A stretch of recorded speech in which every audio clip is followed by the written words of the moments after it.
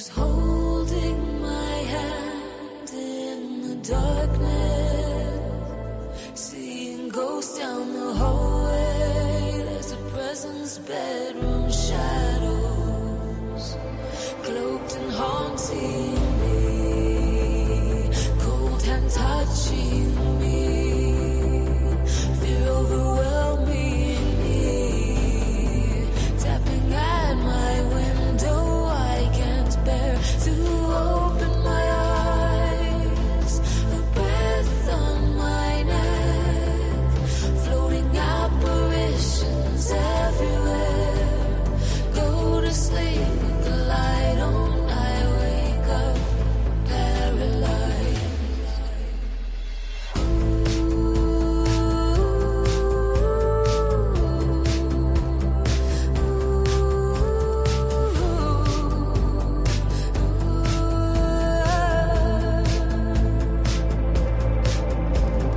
Ghostly apparition hovering over me, asking what it wants to know. I'm shaking now, it calls out my name. Cloaked and haunting me.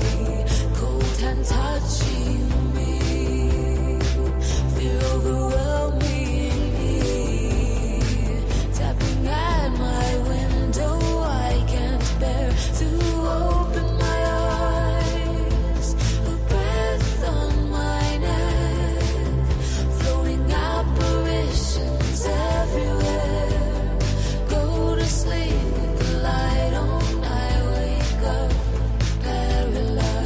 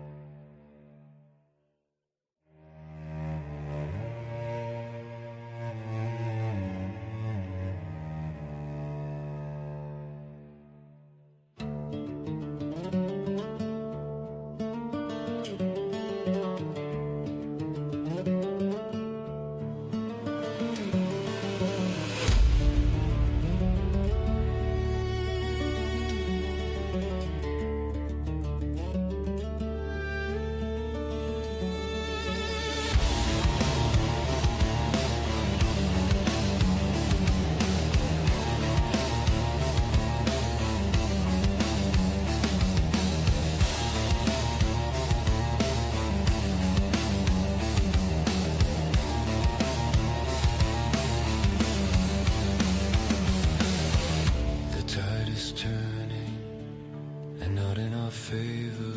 The wave reaching a dismal height. A new cycle has begun. The collapse of kingdoms, a new world rising, politics colliding. The truth becoming a stranger.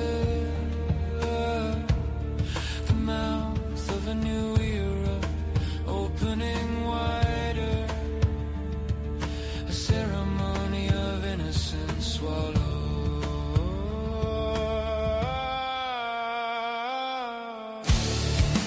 Prophecy, prophecy, the second coming, a prophecy, a warning.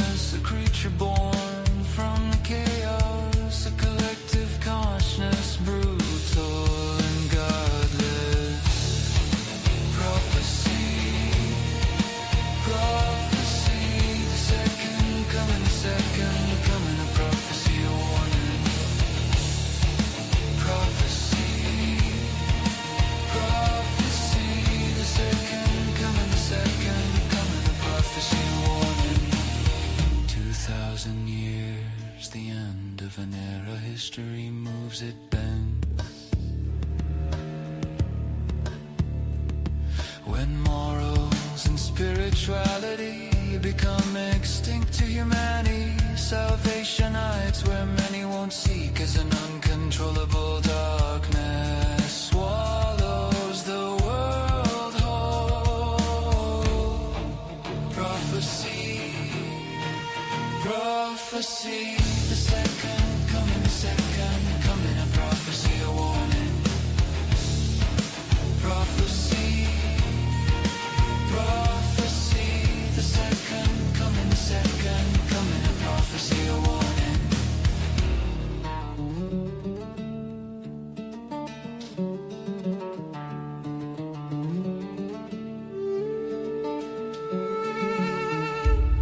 The future looks grim from here to end, as darkness slithers in, up from your desert sand.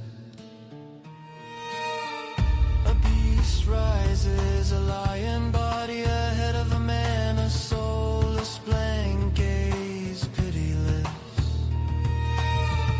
An ancient power moving with purpose, showing no mercy, pushing itself into being. Cold, slow, and inevitable. Birds flying in confusion as the ghostly remnants remain as echoes of the old world are left in. And prophecy, prophecy, the second coming, a prophecy, a warning. Prophecy, prophecy, the second coming, a prophecy, a warning. Prophecy, a warning.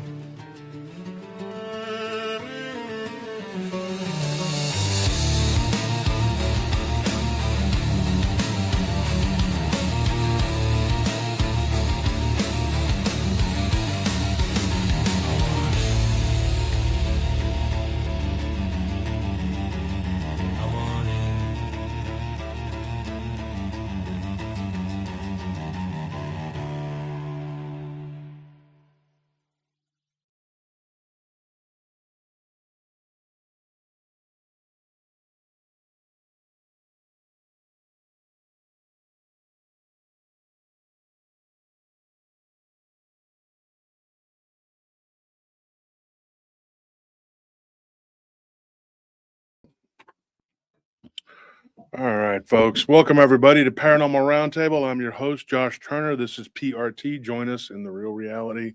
This is the real reality. This is it right here. Oh, man. So we got 144 people in here. We got to get some people in here.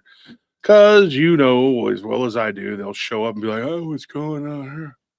I didn't know you had a show. I mean, I've been listening for supposedly 7 years, and this is Sunday. Who am I? That's what they do. That's what they do. All right. Oh man. I'm excited about tonight's show. Here's the rub, though. I'm excited about every show. I wouldn't be doing it if it was a subject that I was just like, then why do it? Why do it? Don't do it. Do not do it. So last night we jumped on for a little bit for just let me let this person do what they're going to do. I'll be right back.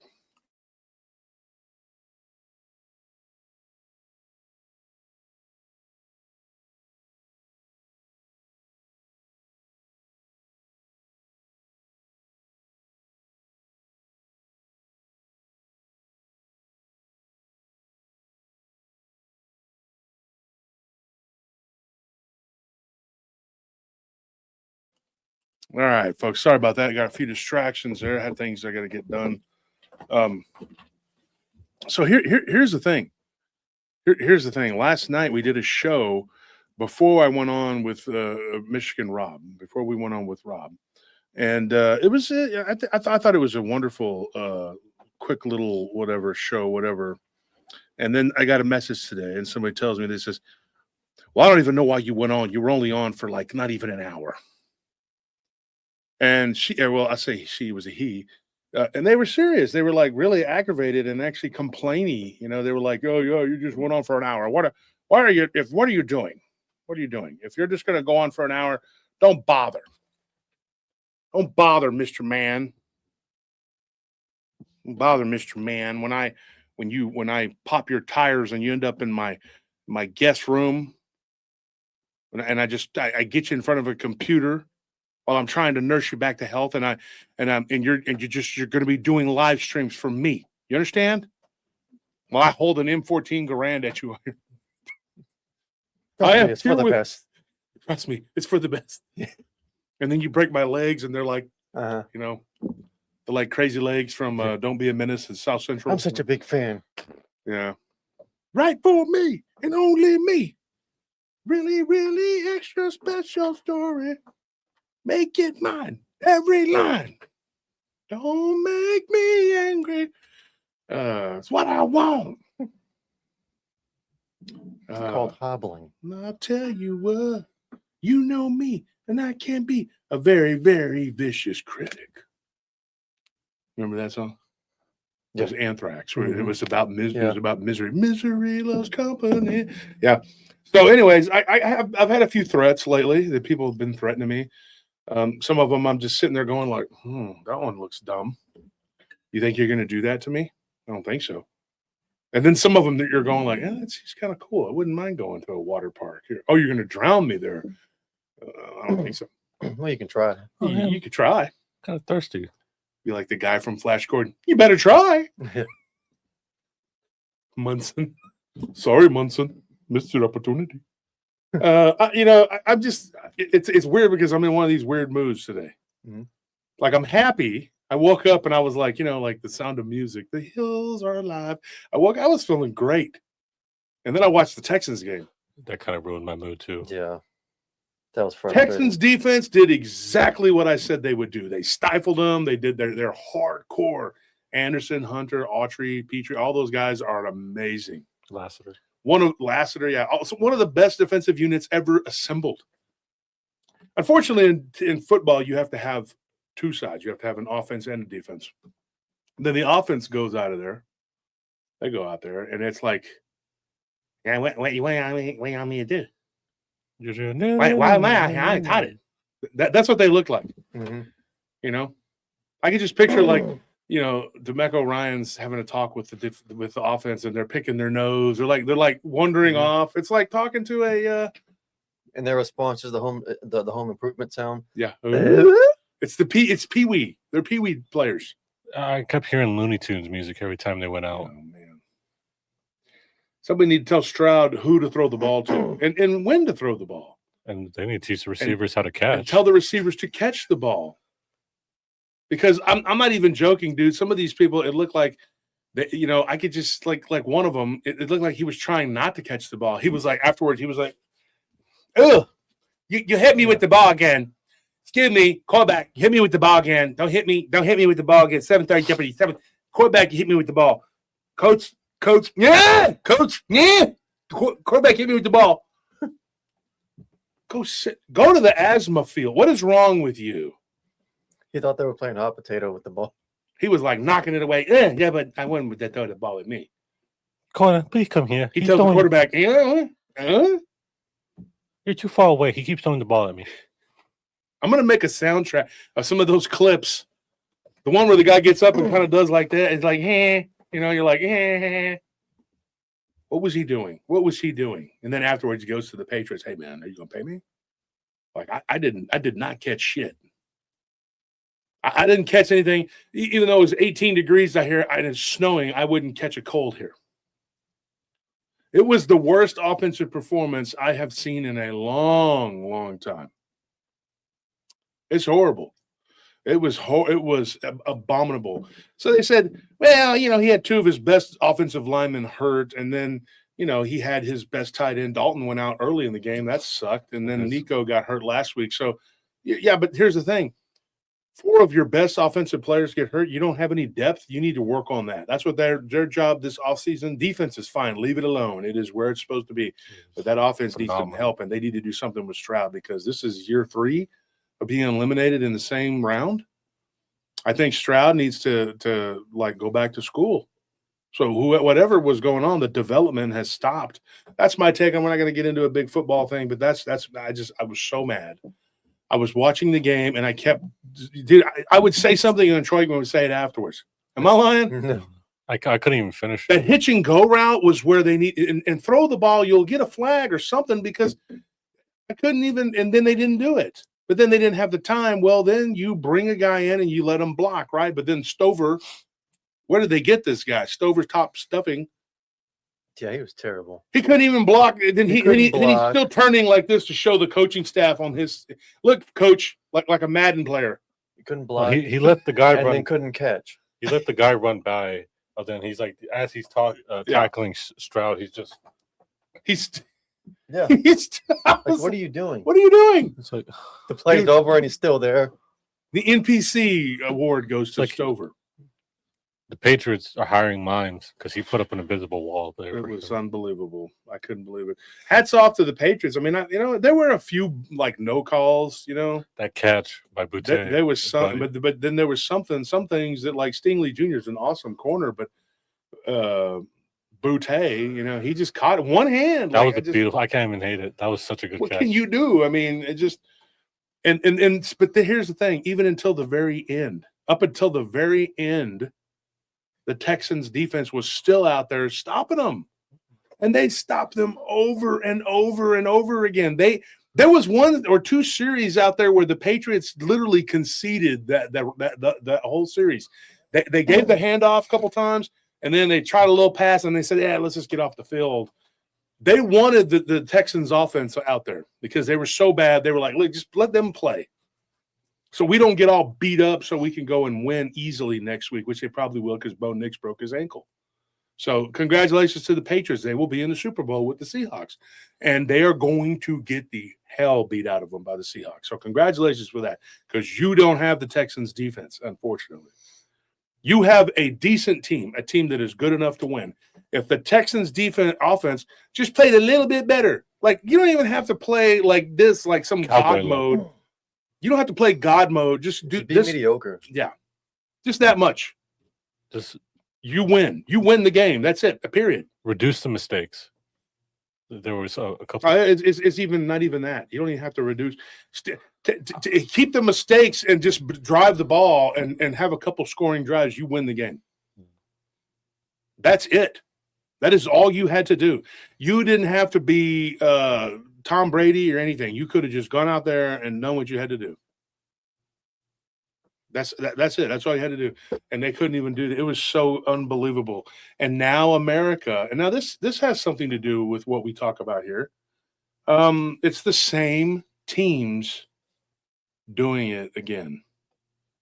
You're going to have Seattle. I don't care who wins between the Rams and the Bears. If the Bears win, it's an automatic. The Seahawks are going to kill them. They'll probably even actually kill a few of their players. Some of the Bears will probably not live through the game. But if somehow the Rams manage to stumble into the NFC Championship, they have a chance to beat Seattle. They're the only one that can do it. And I'll tell you why. Because they're in the same division and they play them twice a year. So that's the only chance America has to not witness the Seahawks kick the shit out of either the Broncos or the Patriots.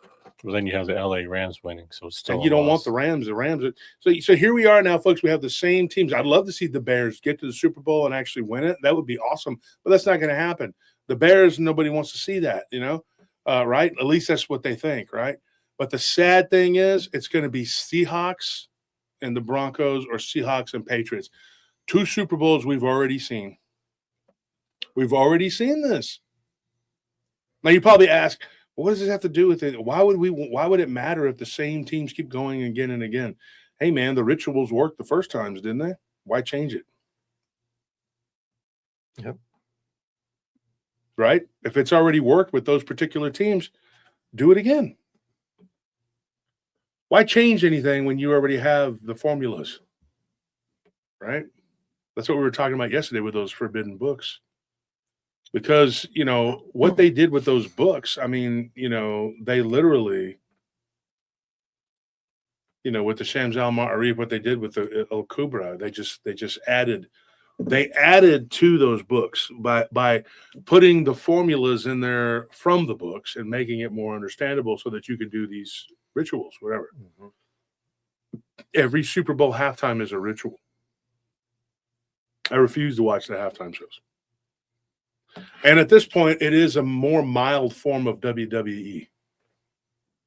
It is. You'll see the same teams losing and the same teams winning, and it just keeps happening. It just keeps happening. And you can't tell me that that's not weird, because the Patriots were dominant and winning Super Bowls for 2 decades. 2 decades. And then they went away for a few years, and now they're back with all new players and another coach, and everything, and they're doing it all over again. What's really crazy to me is when you stop and you look at the Patriots players, like there's not even that many that I can really remember that stand out unless you were like a serious Patriots fan. Like I remember Mike Vrabel, the coach, their coach now, and I remember Teddy Bruschi. I didn't like either one of them guys.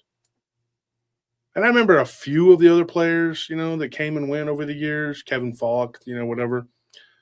But there was not one single player on any of those Patriots teams, including Brady, that I got excited about. Not one of them. Not one of those players. I was like, oh, that's my dog. I like that guy. Not one. Not one player. Not one. Now, once Brady and Gronk went to Tampa Bay, I was all for them because they were wearing our colors. I like Tampa Bay. Awesome. But before that, they're in New England. I didn't give a crap. I couldn't stand them. I couldn't stand any one of their players. I didn't even know anything about the players personally. It was just the team. And then the coach was on the sideline like, always playing with a headset, the speaker thing. That was him. Belichick. Oh God, he was so nauseating, dude. And you're watching it, and you're going like, all of America except for the Patriots fans hated you. Everybody hated you. You weren't. It was nothing to be excited about. It was just a systematic. You win. That was it. And now here we are again. And then enter Mahomo. We have him now with the Chiefs, and they didn't make the playoffs this year, thank goodness. But they'll be back next year. Mark my words, they'll be back next year, and they'll be cheating, and they'll be doing the State Farm or whatever with his horrible acting skills.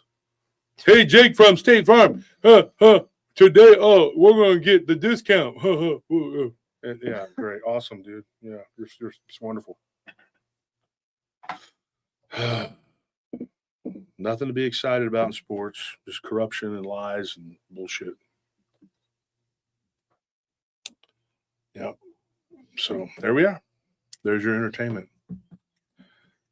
Until one day we end up like Mexico, where they just, people get shot out on the soccer field. Yeah. Latin America, they just go out there with their horrible tempers. Third world it. And just go out there and shoot referees and stuff. Some of these referees, man. Yeah. But today they were high-fiving each other. They're like, dude, the Texans did it for us. We didn't even have to throw the game. Yeah. I mean, we had to ignore a few things here. You can take a day off, basically. But they did ignore some serious holding calls and some whatever. But for the most part, they didn't have to do anything. They just got to sit there. And then whatever. Brent Von Hone says, I hope Indiana wins tomorrow. Well, Brent, you're in luck because the amazing Kreskin says, yes, they will win by 21. I honestly think that now here's another one too. I don't even think the refs' help is going to help the Miami. No. Miami did what they were going to do. They beat a overrated, lackluster A&M team that, let's be honest, dude, that team was playing way Stopped them above with 3 points. I mean, they didn't play nobody. They were playing above their pay grade. That was ridiculous. Texas brought them back down to earth, like always. And then they got their ass whooped by a superior Miami team. But Ohio State was a little deflated because they had gotten beat in the Big Ten championship by Indiana. But I don't think Ohio State, I think they kind of turned in on themselves a little too soon. I think that they thought that, they were a better team and they just weren't playing anybody all that great, and they got beat by an inferior team, and they thought, well, we're not that good. Like players really do that to themselves, especially those younger guys like in college. They'll do that to themselves. And somebody should have told them, "Hey, Indiana's great, and we're going to get them back, but you're going to have to get to them again." And so when they got, when they played Miami, they were a little down, and Miami jumped on them and took advantage of that and used that momentum from beating Timu, whatever they call themselves, and then they played very well against what I believe was an Ole Miss team that did them a solid and got rid of Georgia, because Georgia, I think, would have beat their ass. It's my opinion. But Miami caught Ole Miss coming off of a very emotional and hard-fought struggling, against a very strong SEC opponent. And that next week, they just were flat. Ole Miss was not ready for what Miami had. And at that point, Miami is brimming with confidence. They got that goofy quarterback. He's a weird-looking dude. He wears the weird paint on his face, like the Harlequin-looking whatever. He looks like he hangs out in underground clubs, like at night, like wearing chaps, He strikes me as that kind of guy. I mean, he does. He looks like, who knows? But he's a little weirdo. He looks like a little juggalo or something, like a weirdo, But those people, they do what they do. And he's definitely, I don't like that quarterback for shit. I don't like him. I didn't like him at Georgia. I don't like him now. But now he's over there and he's winning games with Miami. And I'm going to tell you right now, tomorrow, if the refs don't interfere, which they might, and even if they do, I don't think it's going to help. My prediction, Indiana will bring Miami back down to earth tomorrow. Indiana is a team like you haven't seen. Right? Larry Schultz said LA won, so the Rams are there. So the Rams will be playing the Seahawks. The Seahawks are kind of like, dang, that team knows us. The Rams know Seattle. Now that doesn't mean they're going to win, but they know them. So it's not a gimme now. If the Bears would have managed to win that game, they would have been slaughtered by the Seahawks. The Seahawks are just they're on another level right now. But, be ready, because the Patriots are going to be a little banged up. Their offense got a little beat up by the Texans' defense. So that gives the Broncos some hope, but without Bo Nix and playing that new guy, that hadn't thrown a pass in 2 years, go ahead and punch your ticket, New England Patriot fans, because you're going to the Super Bowl. Mm-hmm. So New England, even though they have to go play in the Mile High, it don't matter to them. They're from that cold-ass shit anyway. It's just a little higher elevation. You're not at sea level. Here's what's going to happen. Denver's going to lose. New England will go to the Super Bowl, and they're going to play Seattle, and Seattle is going to crush them. So you will be in the Super Bowl, but you will lose. Unless the Rams there's a win. meteorite. So unless the Rams win, then there might be a chance that the Rams make it. I gave the Rams a 2 out of 10. Still a chance. There's a chance. Two, maybe 3 out of 10. 3 out of 10 times they play them in this game, they'll win. But not. I don't think so. I think that Seattle's going to destroy them. I don't think the Rams are that good. Who did they play in the first round? Who did they play? They played some chump ass. The Panthers. The Panthers. They played they nearly lost to the Panthers. It was not that good of a team. They're just a little bit above mediocre. They just know the Seahawks better. Yeah. And then they played the Bears, and the Bears, they're just happy to be there, right? They're just happy to not be in the cellar. The Bears was another one, and I called this one, and I said it. They were happy to beat the Packers in the playoffs and get rid of years of frustration, and now they got brought down to earth by the Rams, and now the Los Angeles Archon Rams they're going to probably get beat by the Seattle Seahawks. If they don't, it's just the familiarity that they have with them. Nickerson says, no, the Pats will beat Seattle. We all we got. We all we need. Okay. No, you're not. And I applaud your enthusiasm, but no, it's not going to happen. I do believe you will beat the Broncos because Bo Nix is gone. If he plays a different game, you lose. But you will win by way of him, because your defense ain't all that great. I mean, y'all's defense did not stop the Texans' offense. The Texans' offense sucked. They sucked. Don't make a mistake.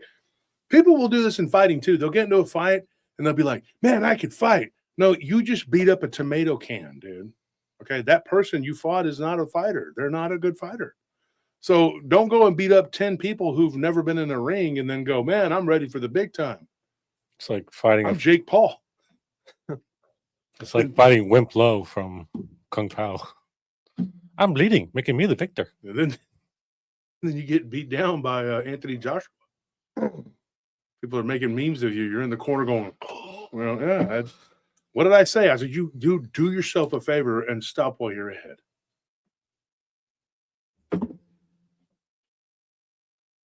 What is that? Sound like someone was trying to come in. Yeah, sounds like somebody. There was nobody there. That was weird, wasn't it? Yeah. Whatever. Haunted building. We know how it goes. Haunted building. What do we got? 293 people. Let's get started, folks. It's been 30 minutes here. We're trying to get some people. We're being nice. We're letting you come and get into the show. But people want to know what's happening here. All right. And so we're going to tell you what's happening.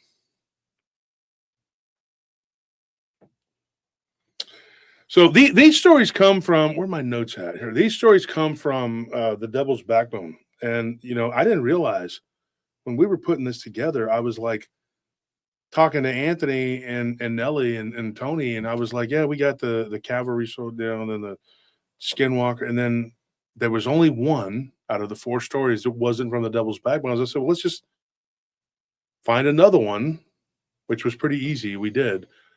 And I said, let's just, so we have at least 3, possibly 4 here from the Devil's Backbone. And so let's get started. Very short, quick, just quickly tell what happened to us last night while we were recording. It was late at night. Not a lot of things are open, so we decided to get some pizza because they stayed open late at night. And they had cauliflower crust. And they had cauliflower. We didn't know that at the time, but we just wanted some pizza. So we ordered, and I'm calling the guy, and everything we say, he's repeating back to us, but like in a question. And it was getting like really annoying, I guess. Talk with this upward inflection At the end of his sentences? like he's waiting for you to confirm everything. We just wanted some pizza? It seemed like he was trying to talk us out of it, too. Yeah, it was weird. I'm not going to get into the price, but he was like, it's going to be this much. And we're like, yeah, okay, well, we know. Yeah, there's, we need. Well, when you can't really give you a pizza place, coupon? You would think they'd pick up the phone. Hey, this is such and such pizza. I'm going to take your order. Yeah. Basically. From the beginning, it was horrible. This dude picks up the phone. Hello? And like, I'm sitting next to Tony, and I'm like kind of getting annoyed with Tony because as soon as I heard that, I was like, this dude just called someone's personal cell phone number. No, he called the pizza place, and then he answered it like it was his personal cell phone. Hello? Didn't even ask anything, and Tony was throwing for a loop. It's like, yeah, is this such and such pizza? Yeah. Doesn't even say like, yes, how can I help you? Can I, what can I get for you? No. Just, yeah. Weird guy. Mm-hmm. It was definitely interesting. And he even messed up the pizza, so I had to call him back.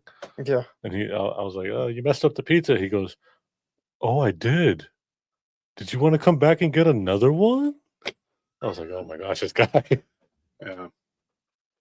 It was it was quite weird. And then so we sent Madeline because she was out running the patrol. So we sent her to go get the pizza, and he tells Tony that his wife had showed up. Oh, Yeah. he told Maddie first. He was like, "Oh, your husband placed the order?"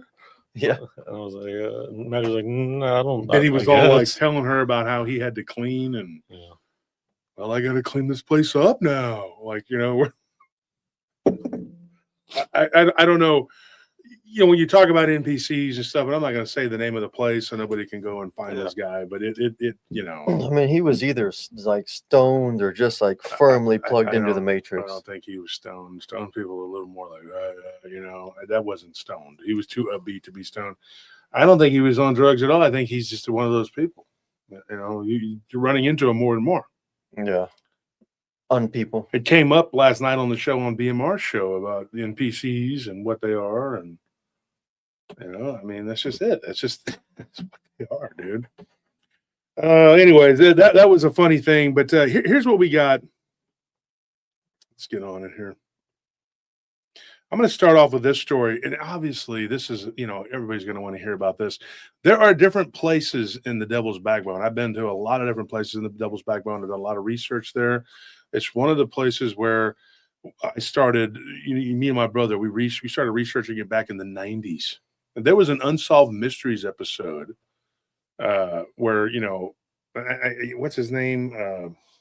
The guy that does the. I'm trying to remember his name. He talks like this, and he says the Devil's Backbone, and I can't remember what he says, but he's like, you know, the Devil's Backbone is home to blah blah blah, and he does this whole spiel. Whatever, somebody can look it up, but it's up to you. But anyway, he does this whole spiel, and he starts talking about this place. It's full of ghosts, and it's all. And so I saw this episode years ago. Robert Stack, thank you, JoJo. Robert Stack, right?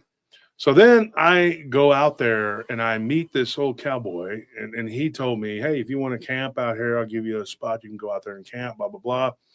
And yeah, so then I just started researching and started hanging out there. And there was a place called the Haunted Valley, another place called Eagles Point, right? And then there's these different Arroyo Canyons. There's all these different spots out there. And now it's kind of grown up now. A bunch of people have moved out there. So it's lost some of its mystique. But back when I first started researching it, there was and I've done a show on this show, on this channel, which was one of the weirdest things ever. Myself and my brother and a couple of our friends, or three of our friends, had an encounter. Uh-oh. What happened? Hold on one second. Did it mess with the stream? No. Okay. So we had this weird thing pop up, and I don't know what that was. Okay. So anyways, we had an encounter with what we thought was a man that was probably not alive, in the sense that he wasn't corporeal. Now, if you want to listen to that episode, I don't remember which episode it is, but it's way back from the first year that we had the show, from 2019, and that's 2026. And in April, it will be 7 years. 7 years. In just a couple of months, it'll be 7 years that we've been doing this. It started on my mother's birthday, April 13th. And so here we are. But yeah, we did an episode, and my brother and me and our friends, Spike and Cal and Loco, we all went out there, and we honestly thought, after we all got together and talked about it, that this guy was probably not a human being like we are. But so it freaked us out. So we went out there to there's a couple different bars out there. There was a Devil's Backbone Tavern. We went out there and we talked to one of the people that ran the place, was a bar manager, and then we talked to what they said was one of the owners, and this person was kind of standoffish and kind of like aloof. They told us that that was her son, and that he had been deceased.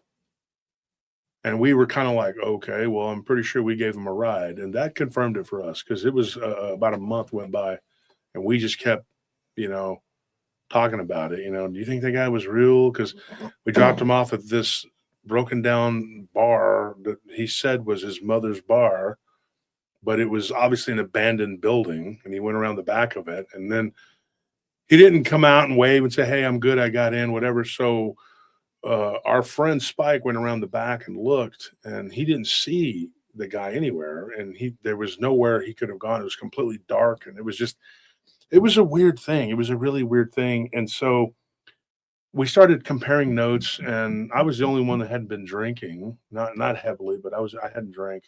I was driving, and I remember just everybody talking about how he had sort of a bluish pallor to him. And he was trying to get us to help him move a vehicle that looked like it had been there for a long time, because there were saplings growing up in front of it and behind it. And I was like, "When did you say this vehicle got stuck here?"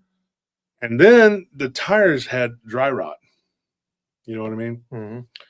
So I thought it was really weird. It was a weird situation. And the guy, I'm of the belief now for sure that he was a ghost. That's my opinion, and I've never stepped away from that. What we were doing out there was just running around out there, ghost hunting, basically. But then two of my friends got into a full-on fist fight. Spike and Cal got into a knockdown, drag-out punch fest. And Spike was a high school wrestler, and eventually he got the better of Cal, but not before he got hit in the face a few times, and eventually we broke it up. We tried to get him to break it up, and it ended up kind of off into the woods, and they were fighting. And this guy just pops out of nowhere, and he's like, "Hey, guys." And he's got a saddle. It was just a weird thing. And so, yeah, after talking to the owners of the tavern, that obviously I said, "The building next door." They said, "Well, yeah, that's the old building. We don't use that anymore." And I said, "Well, if that building," the guy said that, his mother owned that. Everybody kind of got quiet and weird and kind of looked at us, and we were like, "What did we do?" And I kept thinking, okay, there's something weird here, and there was. But we kept on going out there. We kept on researching, and of all the places to go camping, I camped out there a handful of times. Had a lot of weird stuff happen. Apparently it's Rain's birthday. Happy birthday, Rain. I didn't know it was your birthday. Oh, happy birthday to you. She was on the show last night wow. with us and BMR on the third part of the Gypsy Rose episode. And so here's what ended up happening. We're out there, and we started researching, and we got to know several people. And in fact, one of them was Scorpio's boss. He ended up working at a place, and that guy that was his immediate supervisor that he worked with for several months was his boss. His name was William, and he lived out there. And so he told us a bunch of stories, and through him, we met some other people, and then we met some people. And everybody knows the story about Hernandez Ranch. They don't necessarily live. That's not where their ranch was. It was further off to the east and further back. But they did, part of the family, because they spread out everywhere, part of them moved to an area close to an area called Purgatory Road, where one of them's sister had an encounter with something that was like a black goat man-like creature. And then through them, I met another group of people. For some reason, this person says they want that. It's okay to use their last name, not their first name. They're Flores. That's what he said. You can use my last name. I said, okay. So I'll just say that, Mr. Flores.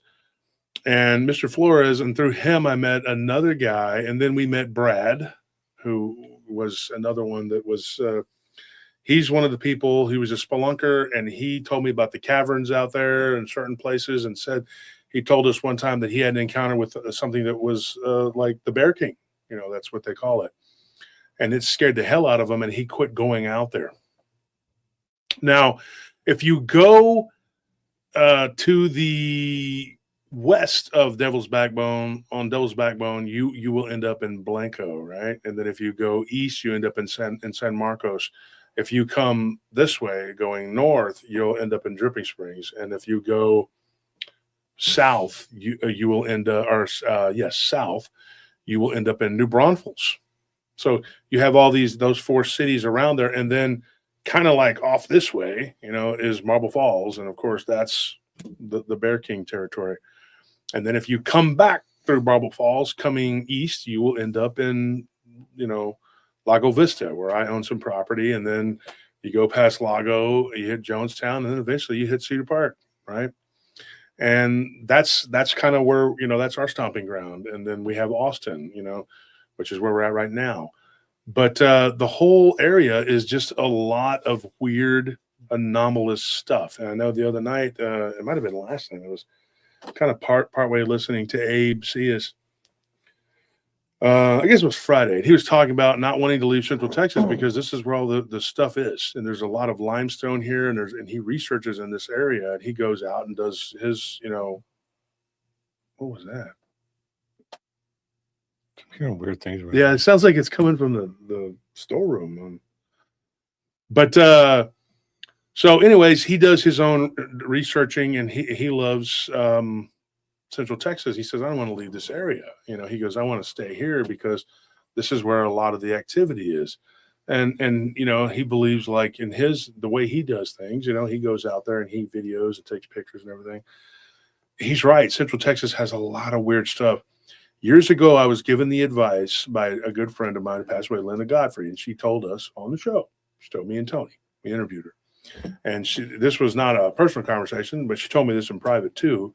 But she said, go out there and start in your own backyard. Start in your own area where you're from. You're going to have a lot of stuff that's going to happen, just where you're from. Go where you're familiar. Yeah, go where you're familiar. And so that's what we did. And so we started doing a lot of research. And of course, the Devil's Backbone was one of our favorite places to go and research. You guys have probably been out there with me a couple dozen times. Yeah. And so this story came from somebody that we met one night. He's a motorcycle enthusiast, not a biker, gang member, biker guy, whatever. I do know some of them too, but that's not him. He doesn't do that. He just likes to ride. He's 64 years old now. And years ago, he camped out in the Devil's Backbone in an area known as the Haunted Valley. At that time, he did not anticipate anything happening the way it did. Now, let me set the stage. When he was out there in the Devil's Backbone, it happened to him when he was 32 years old. Right? He's 64. So that was 32 years ago. So do the math. 2026 minus 32. Somebody want to do the math here? If you want to do the math, don't do the math. That's whatever. It should be 1994, right? Is that correct? Yep. So in the spring of 1994, he was driving through there on his motorcycle, and now he lives on the other side of New Braunfels, like going past Green or whatever. But he had just kind of a crappy thing. He caught his wife with another dude, and he got on his bike, and he just started riding, and he just ended up in Central Texas. He was living out in far West Texas. I'm not going to name the city because his wife's and his former best friend, they're there, and I don't want people. It's just not. I'm not going to do it. Yeah. But he got on his bike and he says, I'm leaving. And he said, I took what I could and put it in a backpack. And I put the rest in my saddlebags on my bike. And I took off on my Harley and I was gone. And he said, and I camped out in different places. And I had some weird things happen. I had a few weird things happen. He said, I was way out there in the Panhandle and I ended up in Central Texas. He goes, right around the time I got into Central Texas, he had a couple experiences that are really weird, but we're not here to talk about what happened to him. Why he first contacted me was because he had an incident with something that was a cryptid when he was in West Central Texas. He said it was weird. He said, West Texas is really weird. But he told me this. And he said, as soon as I got into, and his name's Wesley. Wesley said, as soon as I got into Central Texas, I camped out at a campground, like you're a picnic ground, whatever. He said, I was so tired, I just laid on top of this cement picnic table. Thank you for that donation. We didn't get very many today, I guess, because we suck. Huh? Is that what you think? Huh? Because you're going to rub it in, the Texans lose, and you want me to be broke and poor for it too? I'm not going to be broke and poor. You will donate to me now. I'm not even playing. You better start. Oh, I'm just kidding. Thank you for donating. We appreciate that, Taz. At least you're a good person. We're freeloading story for free. But anyways, Wesley tells me, he says, look, he's like, it's really weird, Wolf. He's like, as soon as I get into Central Texas, something weird happens to me. The first town I was in, and we'll get into that at another time, because right now it's just about the Devil's Backbone. But he said, dude, I had something crazy happen to me. He goes, and I didn't stay there very long. He goes, I got my ass up and I got off of that table and I was like, I am not sticking around here, dude. So he took off and he said he kept driving. And then he gets into Blanco and he thought Blanco's a really cool town. Thank you, Amy Crew. We appreciate it. Broken Poor Fun, definitely. And so then he says, Blanco's a really cool place. He goes, and so I hung out there for a little bit and I went to Wimberley and I told him, I said, what was it? Because he goes, I wanted to see the beauty, you know. He goes, originally from New Mexico, and I'd always lived in New Mexico or West Texas. He goes, I want to see all this prettiness they talk about in Central Texas. So one of the ladies in Wimberley, and it's a really cool town. Have you ever been to Wimberley? I mean, it's amazing. They have these shops, everybody. Yeah, it's beautiful. Really cool, man. We went there Christmas shopping, you know. It's very unique. A lot of really cool places to buy Christmas gifts, and it's not real expensive. They're pretty reasonably priced. So that, you know, they told me, they said, you really want to go out there? They told them about Riverfront Road, go out to New Braunfels. They told them about Green. They said, but you got to go the Devil's Backbone. It's real pretty. And he said, I still remember the lady's name. He said her name was Stella. And Stella comes up and she says, that place is notoriously haunted. She said, young man, what is your name? And he's like, oh, Wesley. And she's like, okay. She's like, Wesley, I've lived out here my whole life. Don't camp out there. And he says, okay. What toppings did you want? No, he didn't do. He says, he's like, okay, you know, like I'll, you know, kind of like, you know, when he was saying this, I made a joke and I said, you know, Dracula Dead and Loving It. And it's like, you know, when the lady comes up and he's like, beware. It's like, beware. And he's like, oh, well, I'm expected, you know. Anyway, poor Wesley, he's like, well, I already had something weird happen to me or whatever. And when since these people were a little receptive to it, he told the people right there in Wimberley, he said, well, I already was out here, you know, about, you know, whatever. And something happened. And they said, well, it could happen there too. Well, good luck. And then an old man comes up and he's like, where are you going camping? And he says, I'm going to go out here. And he says, I don't ever camp out there. Nope, I never do. I drive by, but I don't stop. I roll my windows up and I go 90. Well, you have a good day now. Goodbye. His brain is, I'd be normal. He just walks off and he's like, geez, these people are weird.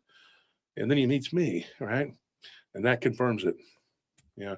No, seriously. No, what happened, you know, he said that these people told him this and he says, well, okay, well, I'll just, I'll be moving along now. He goes, and I put my stuff in my bag and I'd bought a couple of shirts at the store there in Wimberley. And he goes, and I took off and I get to the Devil's Backbone and I had a choice. I wanted to go east or west. So I showed up at the Backbone Tavern right there.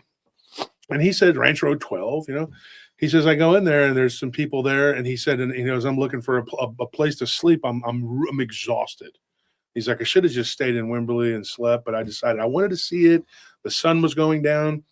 And this one guy says, hey, you know, I got some land right out here. You can go camp if you want. But there again, the guy told him this. And this guy's name was Henry, according to what he said, or Harry. I can't remember what he said, Henry or Harry. And he said, but I'm going to tell you, a lot of weird stuff happens in that valley. He goes, and if you hear anything or something, I would just leave, you know. But he goes, you know, there are people that'll go camp out, bring their RVs and stuff, and nothing happens to them, or maybe it does. I don't know about it. So the old guy told him, and he kind of gave him a warning. Then an old gypsy woman came up and put a silver cross in his hand and was like, beware. No, that didn't happen. And so anyways, he decides, he's like, well, I'm going to go. And it's almost dark, and he goes down into this little area where he told him, you know, he could be. At this point, he had already stopped at a place and gotten some camping supplies. And so he's like, I'm going to pitch a tent. He goes, and I realize I am not a good person for the roughing it type of life. He goes, I'm okay sleeping on my bike. I'm okay riding in the rain. He's like, but it took me like 3 hours to pitch a simple tent. I didn't pay attention in Boy Scouts. He goes, and I wasn't in the military. You know, he goes, and I'm terrible with plants. I try to grow plants all the time. I don't have a green thumb. It's terrible. And I told him, I said, hey, there are people, you know, that just can't do certain things. I mean, so what? So he's like, another thing too, he goes, I always prided myself on being a pretty good with my hands. I could fight. I was a good fighter. I said, yeah, there we go. And he says, it's always been something I could do. He's like, I boxed. I was in Golden Gloves years ago, He's like, I didn't win, but, I went and I fought. And then I always trained, He's like, and I always, thought of myself as pretty handy with the fists, He's like, but I couldn't pitch this damn tent, and I got really tired, and I was like, man, this is crap, this piece of crap. And then he realized the tent was broken, and he had bought it broken, and he didn't check it. So in the middle of the night, right? He said it's about midnight, and he goes, and I had the little digital watch, and it was like beep beep beep beep. And I looked, and I was like, I couldn't figure out how to make it stop, and nothing in my life was going right except for this trip. Up until the point where I had the encounter with whatever the hell that was. We're going to talk about that eventually. But he said, the tent collapses on me. And I thought, oh, dang, I cannot pitch a tent.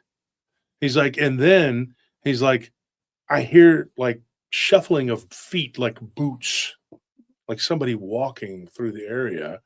And I'm like, I'm listening. He goes, and the top of the tent, he goes, I realized it was broken, and it was just kind of not completely collapsed down on top of him, but it was, he had to push it up to keep it from being in his face.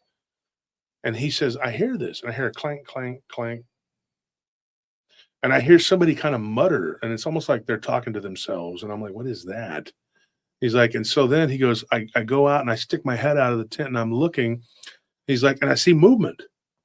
And he goes, and through the darkness, he's like, I saw what looked like somebody wearing like these tall boots, and it was almost like a cavalry type boots. It was weird. It was really weird. And he's like, and I'm thinking, this isn't normal. He goes, because the way this guy is dressed, he looks like he's from the 1870s or something. This is freaking weird. And he's like, and he goes, it was a full moon. He goes, I could see by the light of the moon. And it was a middle of spring, and he's like, and then I stood there staring at this guy. And this man was staring at me. He's like, and he looked like he was from what he called the old Western times. He's like, he's from the old West. Like, I was looking at a cavalryman. He had the blue uniform. He had a saber, and he took his saber and his belt off, and he sat there on a stump that I didn't even know was there. And I'm looking at him, and he's looking at me, and I'm like, why are you wandering around my campsite?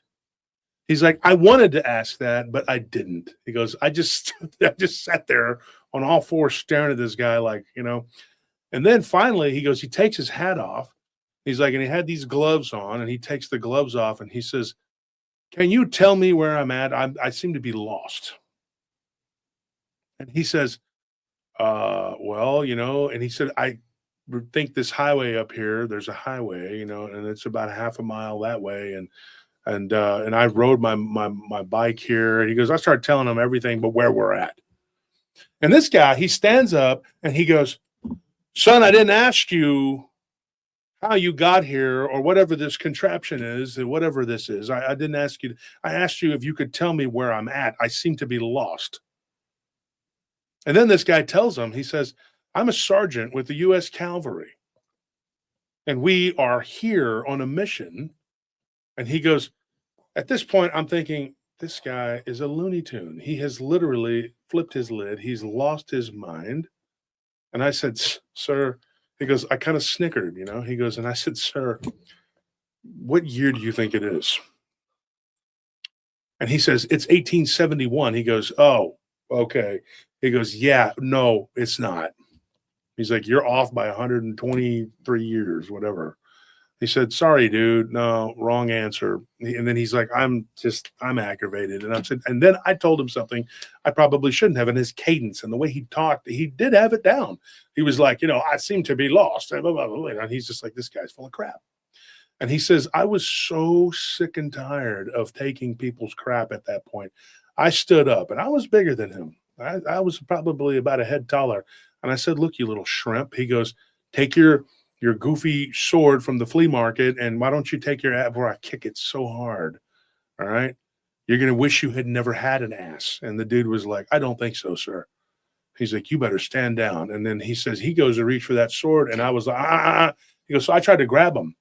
Then he says, you don't touch me. And he backed up and he was like, don't touch me. And he goes, and he put up his hands, and I put up mine. And I'm thinking, okay, I'm going to work this dude over. And wham, this guy hit me so hard. He's like, I fell backwards, but then I tripped over something like a tree branch and I fell into the tent and collapsed the tent, and it stabbed me in the back and I was in pain. He goes, and then I jumped up. And I was like, all right, now you've really done it. He goes, and this guy just runs, jumps on me, grabs me, puts me in a headlock, and then just drives me into the side of this wall, which is not technically a wall. It's just like a hill. And there's like gravel there. You can see where people had driven their vehicles and stuff, like rocks and stuff. He goes, and I go up into the side of this dirt hill. He's like, because I put my tent right there, kind of like, flushed up against it. And then this guy starts punching me in the stomach. He picks me up, which is amazing. This guy had the strength he had, and drops me on the ground. And then he wrestles me. And then he's like literally just, I cannot out wrestle this guy. And this guy's over the whole time. The guy's grunting and groaning and telling him, you really messed up, sir. You don't know. And I'm going to arrest you. You assaulted, U.S. cavalry. He's like, and at this point, he goes, I start talking back. And I'm like, you are not in the U.S. cavalry. Okay. I don't know where you got these clothes. He's like, very authentic looking, by the way.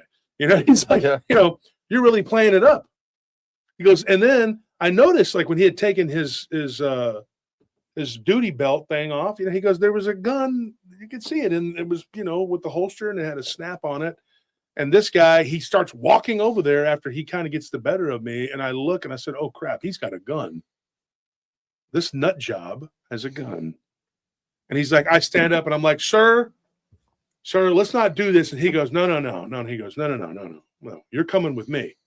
He goes over there and he takes the gun, pulls it out, and he points this old 6-shooter looking gun that looks like it's from the outlaw Josie Wells, right? That's my words, because he said that it looked like an old West gun from a Clint Eastwood movie. And I said, maybe like the one from Josie Wells, or because, that was from the Civil War times. This is right after that. Yeah. The whole time he's telling me this, I'm thinking to myself, 1871, this would have been during Reconstruction in the South, and a lot of Confederate soldiers had, taken off. The Confederate Treasury, they supposedly absconded with it. This is a story, right? And they touch on it a little bit, I think, on that episode on Unsolved Mysteries. But there were books that were written about all this. The cavalry was probably there looking for these renegade Confederates that had absconded with that treasury. My personal opinion and what I believe about that. And I'll tell you afterwards. It gets interesting. My research, what I uncovered. Here's a story. He says, dude, this guy, he grabs his pistol, he points it at me. I said, hey. I said, look, dude. I said, you're taking this too far. He goes, you can come with me. He goes, we'll leave this valley. He goes, this valley's cursed. I've been wandering around for days trying to find my unit. He goes, and you can come with me, or we can end this right now. And he just clicks and he pulls the hammer back, and he's like, I have no intention of being killed by this kook.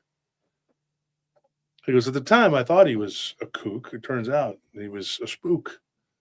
He goes, and then I hear hoof beats, like you could hear it, like, This guy turns around, and then I start kind of walking toward him to try to, get the drop on this dude.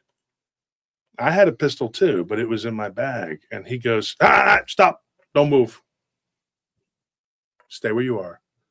And he's like walking away, but keeping the pistol on me. He has his sword in the other hand, and he's like, you have assaulted me, sir. And I'm like, well, you actually did most of the assaulting. You beat the shit out of me, And he's like, well, you pretty much beat me up. You wrecked my tent, and now you have a gun on me. So I think that makes us even. And he's like, there is no evens. He's like, no.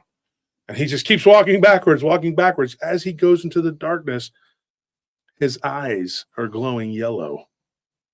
He goes, and I noticed when there was no light touching this guy, I could just see 2 yellow eyes, and I saw him blink, and then I saw him back up, and then there was nothing. Just silence, nothing. He goes, and I'm standing there for like what had to have been several minutes, not moving. Don't know the guy's name. And I'm like, hey, sir. And there's no answer. So then I walked kind of off to my left and I looked around. There was like a tree right there. And I was like, there's nobody there. I look down, I see boot prints. And I see that there had been an altercation and I'm beat up or whatever. But this guy was gone. He was nowhere to be found. I don't know where this man went. I don't know what happened to this guy. He goes, and I looked everywhere. So I ran back over to my bag and I got a flashlight and I got to looking. He goes, and I walked all over that area, dude, and I did not see one single shred of evidence that this guy was there other than, messed up grass and rocks and stuff. There was nothing there from him. Those 2 boot prints, that was it. There was no guy. The sound of the hoof beats, he was following that apparently, and it sounded like it had faded away off into the Arroyo Canyons and was gone. That was going to be the question I asked. Like, was it just that he disappeared, or was like all evidence of him gone? No, there was boot prints and things like that. But this is 1994. The guy didn't have a camera on him. Yeah. But he says, and even then, it's not going to prove anything to me as a researcher. You take a picture of somebody's boot prints. Look at this. This is proof that I got into a fight, sir. With a ghost. With a ghost. An old He was a mean ghost. ghost. He was a pirate ghost now. He was a colonel, you're saying? And I told him, he said, well, and I asked him the questions and he answered them again. And he said he was from the 1871. Of course, he's from the 1871, right? All the cool people are from there. Duh. So he says, I thought about it. I stayed up. A couple of hours go by and he's like, and it was daylight. And I thought, damn, how long was I fighting with this guy? Last thing I remember, it was midnight. He's like, but then time just kind of seemed to be different, So he asked me this question, and people always do when you talk to him about these things. And he says, dude, do you ever heard of anything like this? I said, no, I have. There were some people there one time from Minnesota.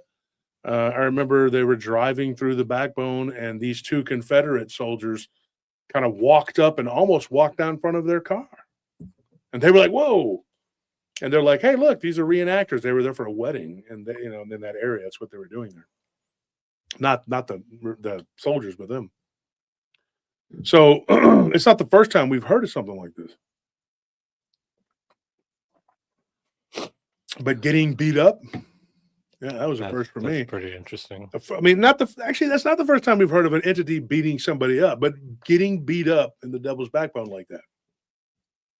I mean, I've definitely heard of like people like being attacked by spirits, but like actually physically fighting back, I don't know. Or like, that's the question, though.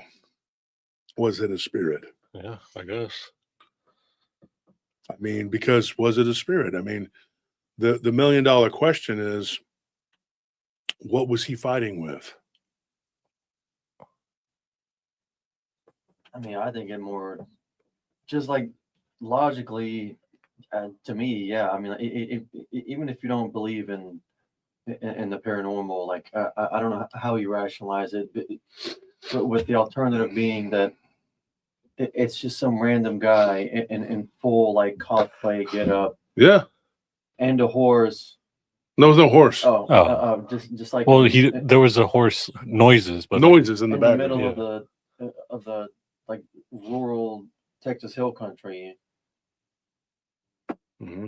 Like, where is this guy's audience that he's cosplaying for? So here's what I'm going to tell you. So he shows back up at the tavern the next day. He's like, it opens at 11 o'clock. There's a sign there. And he says, I just decided to wait. And somebody says Confederate soldiers would be emaciated. This wasn't a Confederate soldier, Petro. This was a U.S. cavalryman. Okay. I believe that they were there because of the Confederate soldiers that may or may not have absconded with the Confederate treasury, and I'll get into that in a minute. It says, Anthony, your mic is off. Great. Yeah, I got it. So here's the thing. I don't believe that this was a normal guy. I do believe that he had an altercation with a spirit, and I'll tell you why. Because he's like the next day, he goes, the lady comes in. There's a woman there. Her name is Frances. She tells him, "Hey, how'd it go? Did you go?" He's like, "It was horrible. This place truly is haunted. Something really weird happened to me last night. I got attacked." She's like, "Really? How so? What happened?" He said, "Well, I don't know if you've ever heard of anything like this." And he goes, "I was just brutally honest. I didn't try to hide it, or I didn't segue into it. I just told her flat out. I said, I got beat up. He was all beat up." And she's like, she's like, "I thought maybe you'd fallen off your bike or something." He's like, "No. This guy in a blue U.S. Cavalry uniform from way back attacked me." And she was like, there was a guy named Teddy that used to come through here all the time. She's like, and he's still around. He's a rancher. He doesn't live too far from San Marcos. And he's an old guy. He's retired, and his kids kind of run his place now. And he just, every now and then, I'll catch him over at the diner in town. And she's like, when I see him, I'll give him your information, because he told a weird story like that. But this was like, probably 20 years ago. So that would have been back in the 70s, right? And so he says, "Well, yeah, give him my phone number. I have I don't have, this time there's no cell phones back then, right?" And he didn't have it. He goes, "I have a phone number, and sometimes I'll check it. It's from my old job, and there's a guy named Clifford, and you talk to him, and I'll check in with him every now and then if I got messages or anything like that." He works for a gas company out in West Texas where I worked, and so about a month goes by. He's like, and I'm in a whole nother town. I'm in East Texas. He's like, I'm staying in East Texas, and I'm getting a job at an oil refinery there in Texas. And he says, and it was Texas City, actually.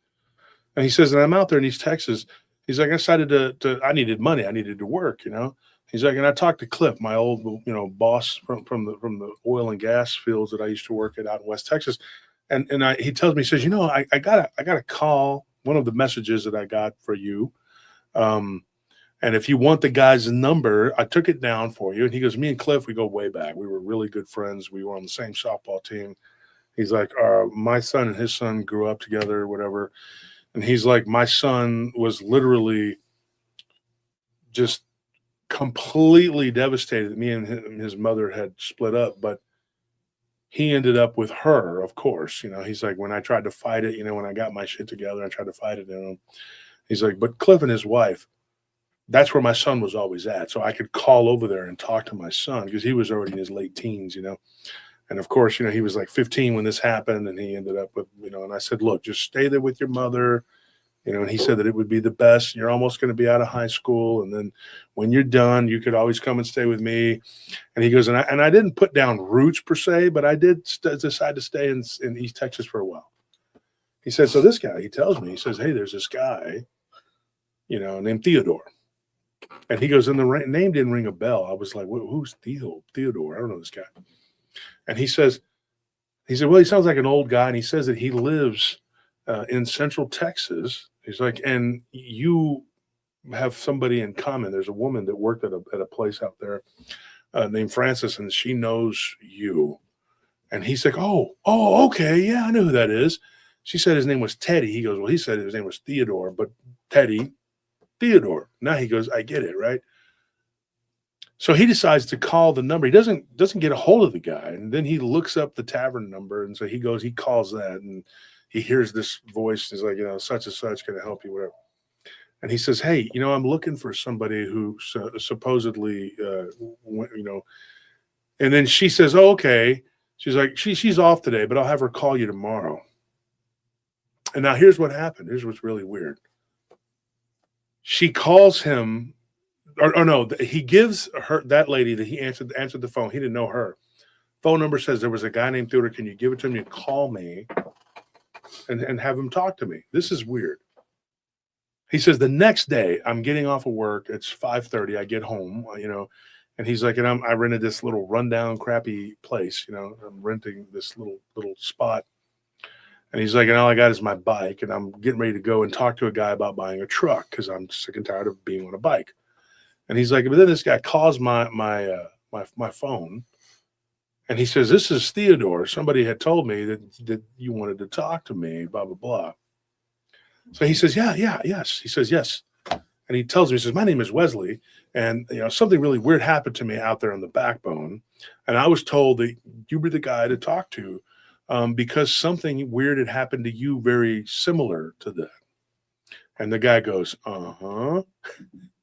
And he goes, so what did you want to know? He goes, well, I want to know, did something weird happen? He goes, I've had several weird things happen to me out here in the backbone.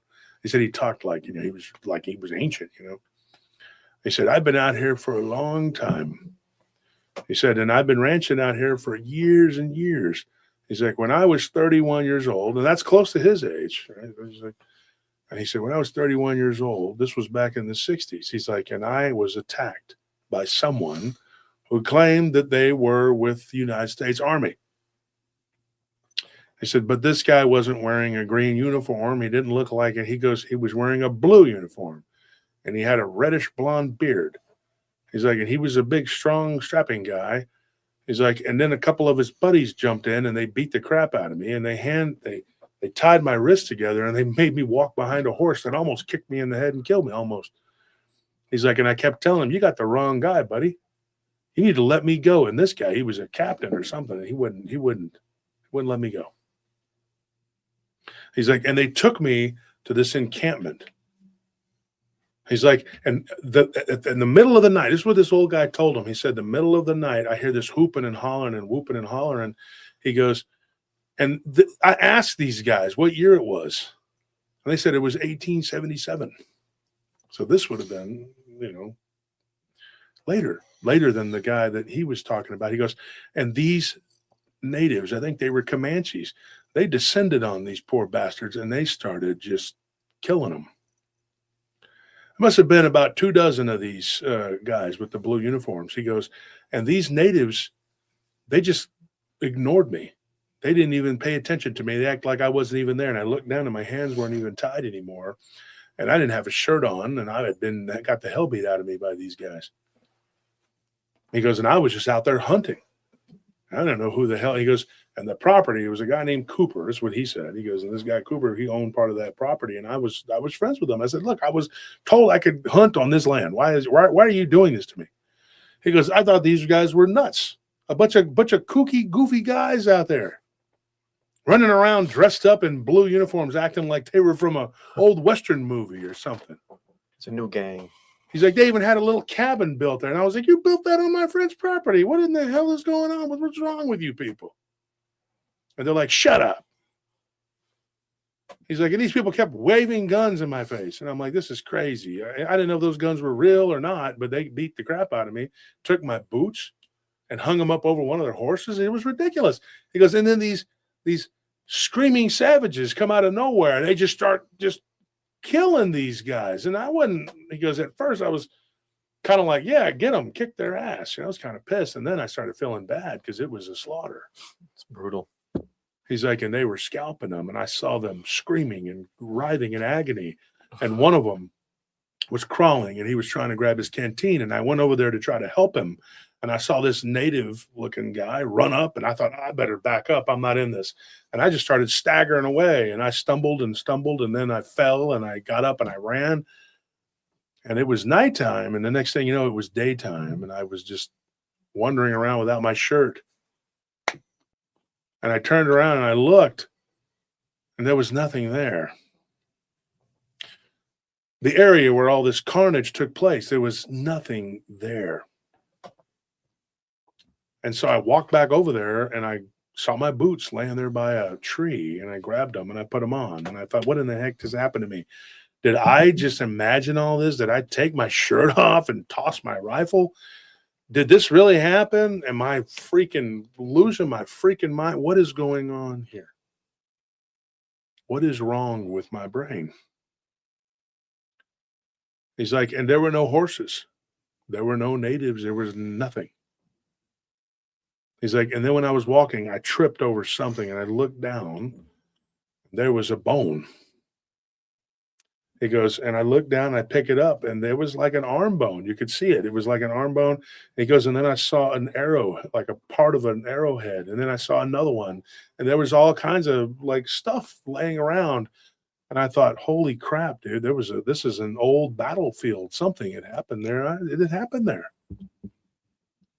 He's like, and I started crying. I didn't know what else to do. He goes, sir, I don't know you.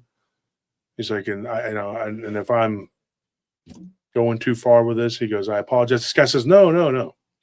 Wesley was like, look, my name's Wes. Like I said, I think something similar to that happened to me. But the guy said he was from 1871 and he beat the living crap out of me. And it was just me and him. He goes, I'm sorry that happened to you, sir, but it happened to me. And I don't know. I don't know what to think of it. I don't know what to make of it, but I appreciate your time. And the guy says, sure. And then he says, well, I hope I could be, that of some help to you. I hope that helps. He goes, I never did figure out what it was that happened to me. A lot of people have given me different theories over the years. He goes, and I'm not interested in going ghost hunting. Because maybe that's what they were. Maybe it wasn't. I don't know. But he was like, at some point, though, I became invisible to these people. And maybe they just went back about their business. And I witnessed something. An ambush. And then Wes goes, okay, thank you, sir. And he hangs up. The next day, he goes and he checks his answering. This is, folks, I'm from the 90s, all right? Answering machines. Yeah. I had an answering machine. I thought I was badass. I had an answering machine. I would play with it all the time and do weird stuff with it. But Couldn't anyway, you record your own voice on it? Yeah, you could do all kinds of stuff with the answering machine. They were fun. These ancient devices we used to have. That was before my time. Go down to Pinky's and get a pager. Yeah. Yeah, you see? In the long ago, in the before time, in the dream time. Yeah. In the days of black and white. When everybody was in black and white, yeah. So what happens, right? He goes, I go back, I check my answer machine, and there's Frances, right? Not her real name, but that's just that's the name that we give her. But she says, hey, it's Frances. And she's like, I just wanted you to know, I wanted to check in with you and say, hey, I wanted you to know I'm sorry about Theo. Just give me a call. And so he calls her, and he's got her home number, and a guy answers the phone and says, oh, Frances, it's your friend or whatever, And she says, say, that's my brother. She's like, hey, yeah, the guy that was going to call you. She's like, I'm sorry, but he passed away. And he was like, what do you mean? I just talked to him yesterday. She's like, no, I don't think so. I don't know who you talked to. That's impossible. He passed away like 2 weeks ago. I didn't even know.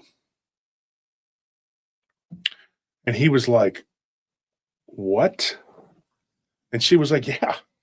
I didn't even know about it. I mean, they already had a funeral and everything. He passed away. I'm sorry. I didn't, and then he's like, I was freaked out. The next weekend, he goes, I had bought a truck and I took a trip.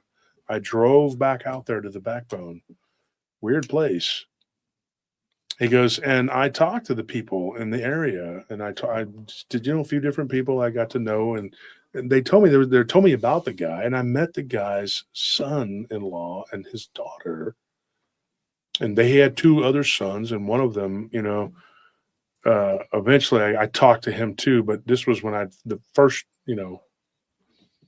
and they were like, no, he, what you're saying checks out. Like, that's the story he's always told us.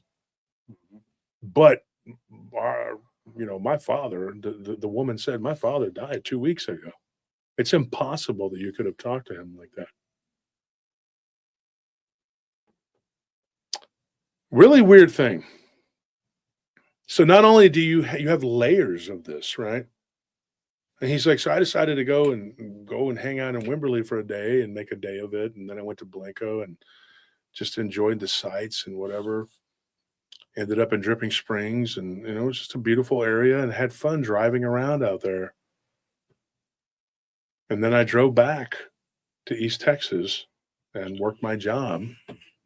He's like, and here I am years later now. He goes, and I'm living in he lives just north of Waco now. But he's like, it's a weird thing. So what happened to Wes? What happened to Wesley? What happened? And what happened? How did Theo reach out to him from beyond the grave and tell him a ghost story? In all that detail too. Yeah. Matching up to what this is a weird thing.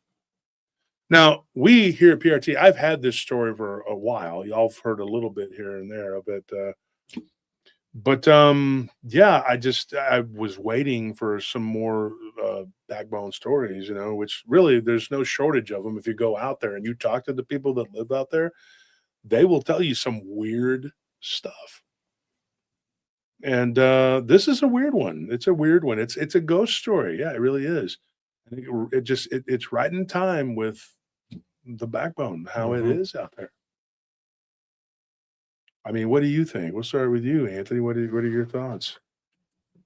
Well, a ghost story is one thing, but like this is a ghost story where not only do you see ghosts, but they beat the crap out of you.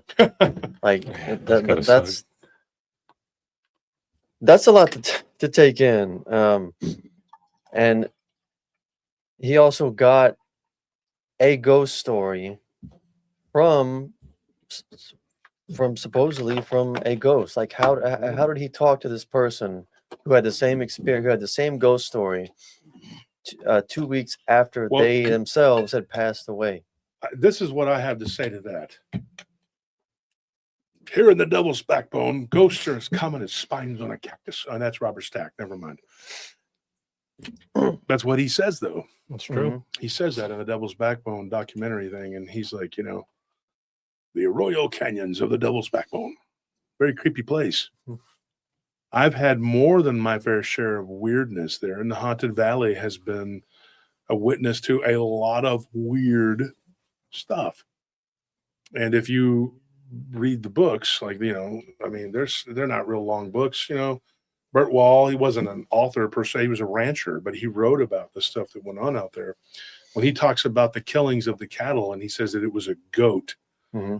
And I've talked to the people out there, and they've said that it was a goat-like creature, a goat man per se, I guess. But he didn't want people thinking that he's a lunatic, so he said it was a goat. But it wasn't a goat that killed those people's cattle and attacked some of the ranchers out there. It was a goat man, and that thing is seen near Purgatory Road. I mean, actually, a goat seems more ridiculous. Well, if you go to the Hernandez Ranch people, and, we had a female from the Hernandez Ranch and her husband, and they had a goat-headed creature, like somebody says satyr. No, Law. This was a goat head and a big guy, like a big black goat man. And it took a deer head and threw it in front of their SUV. So when I interviewed this person, she was like, look, I didn't see the dog man and all that stuff that my relatives saw. I saw a goat-headed creature. Now, me and my brother, when we were studying out there, the Devil's Backbone, when we first started going out there, we built a map. You remember that, Anthony? Mm-hmm. We still had it, and and then through all the moving and everything else, that we lost it somewhere. But we had a map of Devil's Backbone, and what we figured out was, and this is something I talked about on the show with Vic Cundiff. We talked about it. There were blue push pins for Bigfoot and red push pins for Dogman, and we had to put another color for the Goat Man because the Goat Man was showing up kind of like a third party, as Linda Godfrey called it. She's like, it'll just show up in the same areas that people see Bigfoot and Dogman. Like, hello, I'm here too. So we took these first. It was kind of confusing because I went and got yellow push pins, and my brother got purple. So I saw these purple ones on the map, and I was like, "What is this? This isn't Risk. Get out of here with that, And he's like, what are these yellow ones doing here? Why are there four people? There's not a fourth creature. And I told D, I was like, yes, there is. No, there's not. What are we doing? And so we kind of got into a fight over it. And he says, well, these purple ones are from me, and that's from the Goatman reports. And I said, no, the yellow ones are the Goatman reports. Then we looked at them and we said, you know what? I fielded these. There were 4, and he had 6, or 3. So altogether, there were 7. But we figured out that one of the push pins had fallen off, right? So there was actually 8. And I was like, holy crap. So you had 8 of them, and they were all kind of centered around Purgatory Road. And I said, wait a minute. You have the Dog Man, who's kind of like, there's a few of them, over to the east, but most of them are in the west. And then there was Bigfoot, and there were a few of them in the east, but or a few of them in the west, but most of them were in the east. And I said, but then you had this corridor there with the Goat Man. And then we got 2 encounters in an area known as Eagles Point. That is when we ended up at Eagles Point. That's when we ended up finding the person that may or may not have been a ghost. And I don't want to say too much. We went out there and we did the tavern. There was a picture of the guy. And I said, that's him. That's the guy that we gave a ride to. And I don't want to, because he's got a family and everything. And I don't want them to think I'm a nuts, or that we're making stuff up, because we're not. I promise you that really happened. But this thing with Wesley was weird, right? Mm-hmm. But then he gets a call. It is a strange thing. It really is. And so he says, dude, he goes, I will live and die swearing that this is a true story, Mr. Turner. And he says, and I'm going to tell you something. He goes, I had a conversation with that man. Now, I didn't know that he had passed away a couple of weeks before, but I talked to him. He goes, but his voice sounded as old as the hills out there. But I assure you, I had a conversation with this guy. It was like a living person. And we debated about putting this one on there, phone calls from beyond, the deceased phone call people, whatever. But then I thought about it. I said, well, it's really part of the lore of the backbone, and I want to leave it there, And there are people who have said, well, Martin Groves, a friend of mine, and he's written a book about the devil's. I said, that's not the devil's backbone of Texas. That's from Kentucky, right, or Tennessee, or whatever. And I said, that's not the same thing. But you notice there are different places with that name of Devil's Creek, Devil's Den, Devil's Backbone, Devil's Hills, Devil's Food Cake, whatever. But there's all these different, and inevitably there's always something negative attached to it. Yeah. Even the Devil's Food Cake, because it's sugar and it's really bad for you. But if you notice, there is a pattern there. There is a something that seems to be, I would say if it's called the devil's anything, don't sleep there. That would just be part and parcel just do not, for me, my own personal whatever. Now, I told you I was going to tell you about the Confederate treasure. We've talked about it before. The prevailing theme was that the Confederate treasury, I personally believe, and this is what happened. This is what I believe. There is a very large university right there, right? I'm not going to say anything because I don't want to say too much or whatever, but there was a place called Little Arkansas.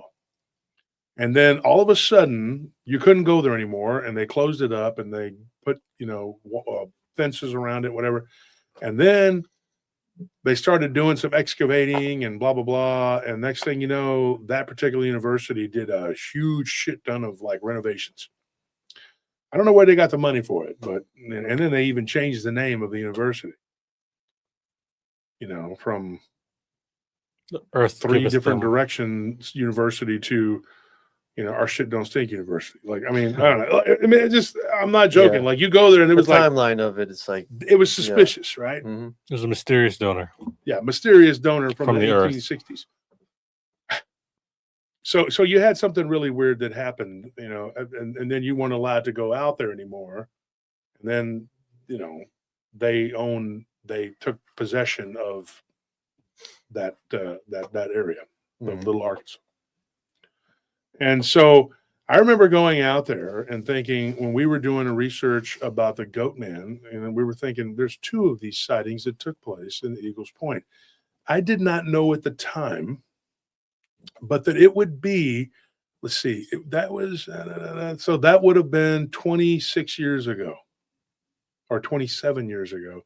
I had no clue that it would take me until 2024 or 2023 before I actually got to the bottom of those particular encounters. So I put feelers out there, and one of my friends, she used to work at the administration's office there at the university, and one of my friends is still good friends. He's a DJ, right? And his mother always said, "You'll never do anything being a DJ." That dude makes a lot of money, and he ended up becoming a radio person. Anyway, he calls me up out of the blue, like probably, like I said, 3 years ago, but it was probably 2 weeks before Christmas. I was real busy, super busy. And I told him, I said, "What's going on?" And he tells me, he says, "Hey, man, do you know such and such?" I guess it don't matter. I'll say her name. I said, "Yeah, I know her." He says, "Well, she's got a person that had an encounter, a story out of the Devil's Backbone." And see, now we were given these two encounters from a guy that Scorpion used to work with. Not the guy that was his boss, but there was another dude that Scorpion used to work with at that same place, who was the reason he got the job. It was his friend. They worked it up there, two different places. And that guy said, "Hey, there was a friend of his that was practicing black magic, and he got attacked by something out there." And so this is their story. This is what happened. This guy, this DJ, he tells me, he says, "Do you know so-and-so?" She knows this guy. And so I had no clue this was the same whatever. So about, how long it was, that was August. How long ago was that? What is that, 5-6 months ago? Mhm. So I ended up back in August. It was hot as hell. And I remember I was in my car or whatever. And I remember my wife was inside a store or something, and I had the AC going, and I felt like I was going to die out there. And I was getting ready to go inside because, and so this friend of mine who used to work at the admins, she messages me, and she says, "You have time to talk?" And I said, "Yes." And I called her back. And then she told me, she said, I have a friend who was living out there at that time, back in the, long ago in the 90s. And him and his roommate had a friend, his roommate, I guess it would be his roommate's brother. Him and a friend were out there, and they did a ceremony to try to summon something, right? To bring something out. And it wasn't a good thing at all. Not only is it ever a good thing to summon, but they wanted this thing to do something to somebody, because the girl that he liked had gone off with this other dude. And he said, "I went out there to the Devil's Backbone." This is way back in the 90s, mid 90s, a couple years after what happened to Wesley. But this is on the other side of the backbone, right? And this was back when there weren't a lot of people living out there. So they went up and down in those Arroyo Canyons, and they got to a very desolate spot. And I know where that's at. That spot was not far from where we think we picked up the hitchhiker guy, right?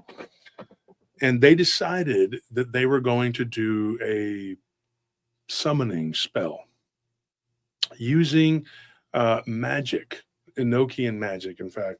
And a little mixture of Enochian and Kabbalistic magic, and they were going to summon this being.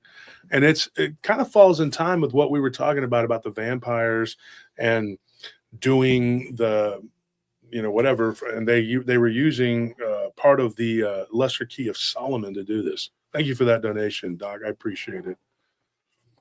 Doc is a good guy. I hope your surgery, everything's going to go well for you. I know that you got the, it's an operation you got to have done.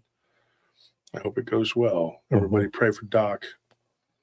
And so what they did was they ended up going out there.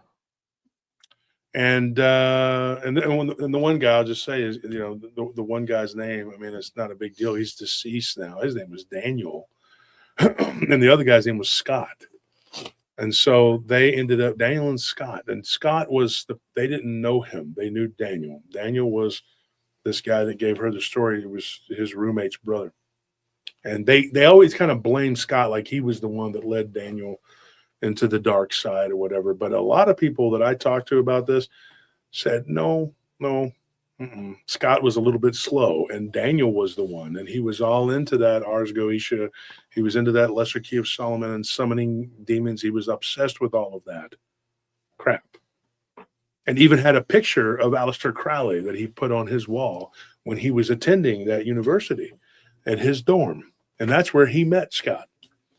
And so the old other guy, though, the roommate, he's the one that gave her the story. And I'll call her V. She's the one that gave me the information. I'll just say her name is Vanessa. All right, Vanessa. Vanessa gave me the information.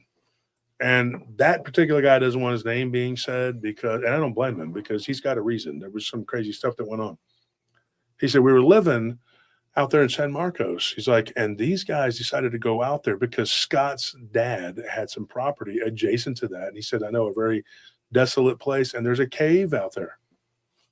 Now, there's caves all over the place out there. But he said, there is something that lives in that cave. Now, remember, Bert Wall talked about this goat that had killed cattle and attacked people. Well, supposedly it did things to people too. So he said, I've seen a creature out there, and that's where we should go if you want to do this casting. Maybe we can summon it to come out. And so these guys were young. They were like 19, 20-year-old kids. Yeah. And so they had another friend of theirs that went out there with them, and he said that his mother was a bruja. So he was a Hispanic kid. I don't know his name. So there were three of them.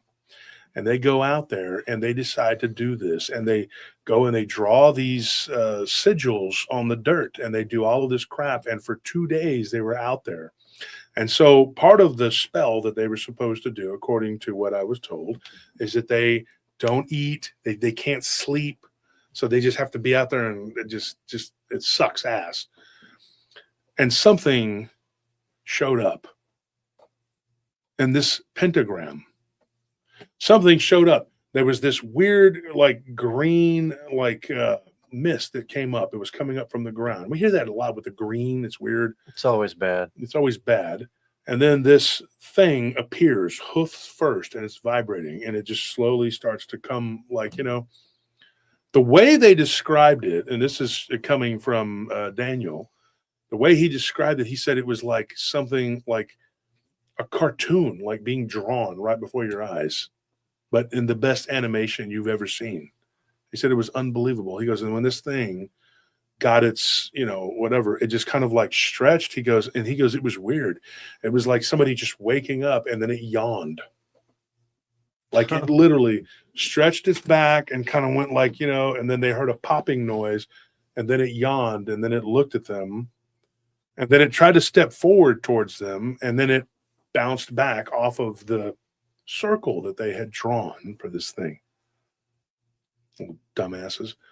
And then this thing starts kicking dirt over, because all you did was draw it in the dirt. And I've heard this before. And this is what's so stupid about these people. And when they started to notice that this sort of yellowish light that was brimming around the outside of the circle started to dim, and it was looking like this thing was going to break free. They took off running, and they hauled ass up out of there, and they got back to their vehicle, and then they couldn't find the keys.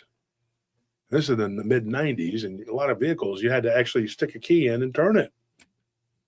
It wasn't as easy as beep, boop, boop, boop, boop, boop, beep, boop, especially if your vehicle is probably from the 80s because you're a college kid and you're broke. And they couldn't find it.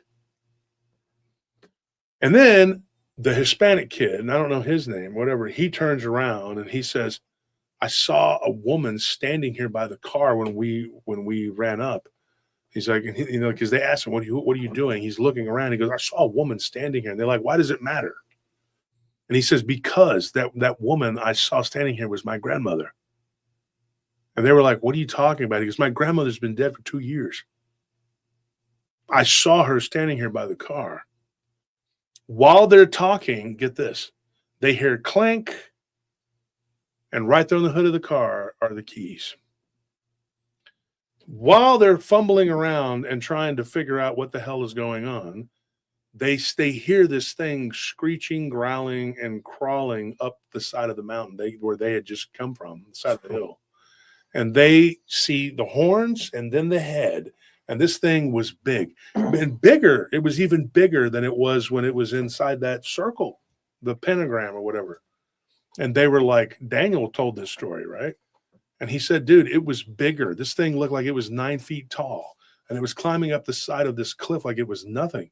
He's like, we used a trail that we knew. He's like, and this thing just was climbing out the side of it. And then it stood up and it got to the top of the hill and it had this big log in its hand, like a stick. Now, here's what's weird about that. This is interesting. We talked about this on the Krampus episode. You remember how Krampus has like this ass beating stick? Mm-hmm.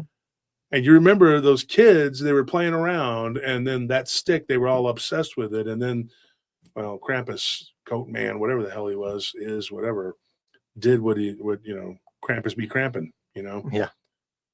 And so this thing, it saw him. And when it saw him, it began, like it made a beeline and ran down that hill toward them. And they pulled out of there, and this little Honda shipmobile, and they took off. Excuse my language. But I mean, that's what it is. That's what they are. But anyways, they got out of there. And then they look back. They're on Ranch Road 12, and they're hauling ass. They said, we're going about 80, and we're going to wreck. And you can see this thing running behind us. And what's crazy about this whole story is this was daylight at this point. It was daytime. And nobody's noticing this. And this is what I believe. Now, I didn't talk to the witnesses directly. I didn't know these people. Right? Because the guy's deceased now. But he was driving, his friend, the Hispanic kid, was driving really, really fast. And they were screaming and yelling and freaking out. But it's part of that, what I believe, that pocket reality, when something drags you into another whatever level of the multiverse or whatever the hell, wherever you're at. Not so fun when you play around with things you shouldn't play with. Children shouldn't play with things like that, right? Yeah. And before you go, yeah, you're correct. How about adults don't do it either? Because if you're an adult and you're responsible, you don't do shit like that. I don't know if I can make that work. It's gonna be. I'll get back with you on Tuesday. We'll see what we can do. We'll talk. I gotta check my Can schedule. we table that for now? We'll circle back to it. Being an adult just is a little hard, right? I'm gonna have to check back with my agent on that. How do you spell response? It's not in my vocabulary. It's responsible. I don't know. So what ends up happening? They get back to San Marcos and they tell several kids, we just got chased by the devil. The devil is out there at Eagles Point. We summoned the devil. The devil showed up, and the devil this and the devil that. So what happens when you tell a bunch of college kids? You know what they do? They said, oh, you know what? Oh, with the beer bong and yo, bro, and the smoking of the weed and the, whatever, and the doing of the bad things. Yeah, but check out these girls, bro. Mm. Yeah, bro. Esophagus. I'm going to go out there and be a total Chad, man. So you know what they do? A group of them decide, you know what? Take us to this devil. Let's meet let's meet this. They're like, yeah, go meet the devil. So they do. They go out there one night, like on the weekend. I don't know how far along it was from the time that they summoned the thing. So they go out there, and they said there was no less than half a dozen kids out there. One of them being Scott. Daniel did not go. He was too chicken shit. And the Hispanic kid, he was with them. I don't know his name. I don't know anything about him. We'll call him Junior because, whatever. But anyways, a little Junior goes out there with them, and so does Scott. And they decide to take them out there. And this thing, while they're all crawling around, hanging around, having fun, goofing off, whatever, this thing shows up. And it begins to chase them on this trail. And the whole time it's yelling to these kids, and it's saying this kid's name. And the kid is Danny. His name is Daniel, but everybody called him Danny. And it's saying, where's Danny? Where is Danny? And when they get to their vehicles, there's two vehicles, this creature runs up and punches one of the windows and then grabs the driver while he's driving away, trying to drive away. He's screaming and crying, and this thing is like punching him and shaking his shirt, and the kid goes unconscious, and he runs into a tree. But he wasn't going very fast. The kid next to him had the cognizance to steer the car, push the gas, and get off onto the main road. Then it goes back to the other car and lifts the back end of it up and drops it back down, and one of the kids, her head hits the roof of the car. It's her mom's, the person driving's mom's car, or whatever, and they end up going to the hospital. She has a concussion, and these kids are all banged up. And they're at the hospital, and they're like, "What happened?" And they're like, "Well, we saw the devil. It was a goat, like whatever." And one of the nurses took note of that. And so she worked as a part-time, or not, I guess she was a nurse. She was the people that check you in, whatever. So her sister worked at the Alamo, and that's how Vanessa got the story. Was this says, "Hey, this is what, but she could track these people down because she worked at the university. And so she interviewed these people, not officially, but said, yeah. And these people said, look, she talked to this guy's roommate and said, this is what happened. My roommate's brother, Danny, did this. And then she didn't interview the three that were actually involved, but she interviewed the people that went out there, a couple of them. And of course, this isn't a huge town. San Marcos is not a huge place, but this is a story that went around and around. I was working downtown and I heard this. And so it was early 2000s when I officially put a push pin on that from that story. But it happened in the 90s. And there are people that to this day swear up and down that happened. And I have face-to-face talked with one of the girls that claims that she was there. And she came by our club back in 2005 or something like that. And she sat there with me and 3 or 4 of our friends. In fact, I think it was Tony's stepdad and Scorpion and a couple other people. And people that you might know. I don't know if Starscream was there or Loki or whoever, but there was a bunch of us there. And this girl said, yes, we saw the devil. The devil that they described, though, was a goat-headed like creature. That's all she knew about it. And then Vanessa only knew bits and pieces, but we put it all together and we figured out what they did. And I interviewed the guy's roommate, who's now, he's already been in the Navy and he's done all kinds of stuff with his life and whatever, it's just a weird story. But yeah, that's the story of the goat man. While these people were practicing black magic, something attacked them. And it attacked these kids that went out there to look. Thank goodness when I was out there, the goat man didn't show up, but something else did.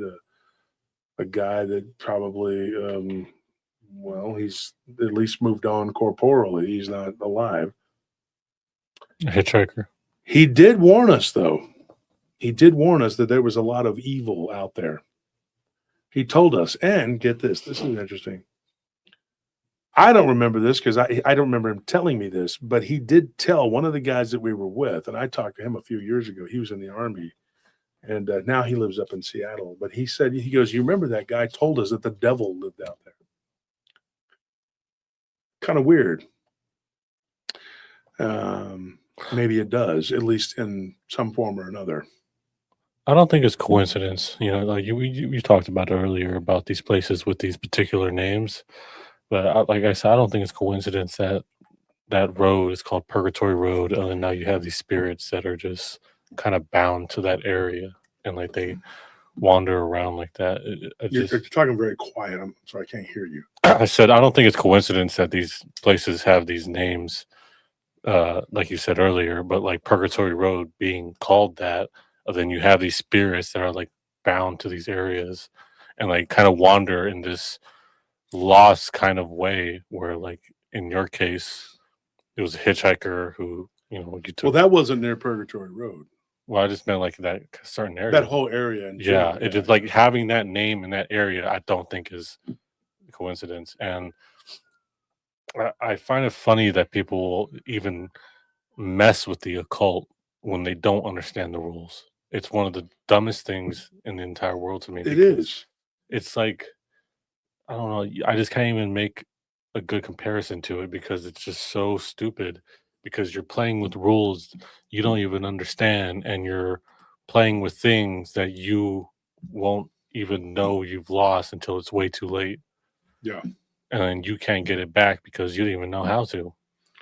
Yeah, one of the interesting things, and you've been out there with me multiple times, and we took Nellie out there when she first came, and she's been out there at least a dozen times with us, and we've done a lot of research, and we have had, like, every time we've ever gone out there, we've always felt like there was something there, even if you didn't see anything. And you and I talked about it when we had Bettina and Maddie when they first came, and we all went out there, and everybody was like, we saw that deer stand up on its hind legs. Yeah.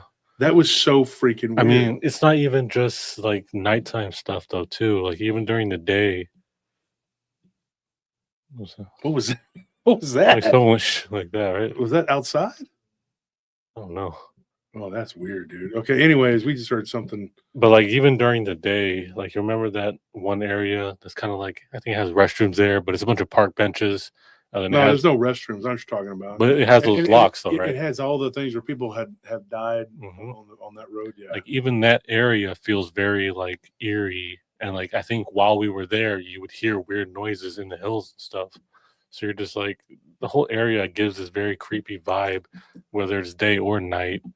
I remember also when we went to go take pictures of some of the areas around there, and one of them like was very, very like, I don't know, it just gave me the heebie-jeebies just being near there. I don't know if I can say Oh, it. yeah. It's the like graveyard.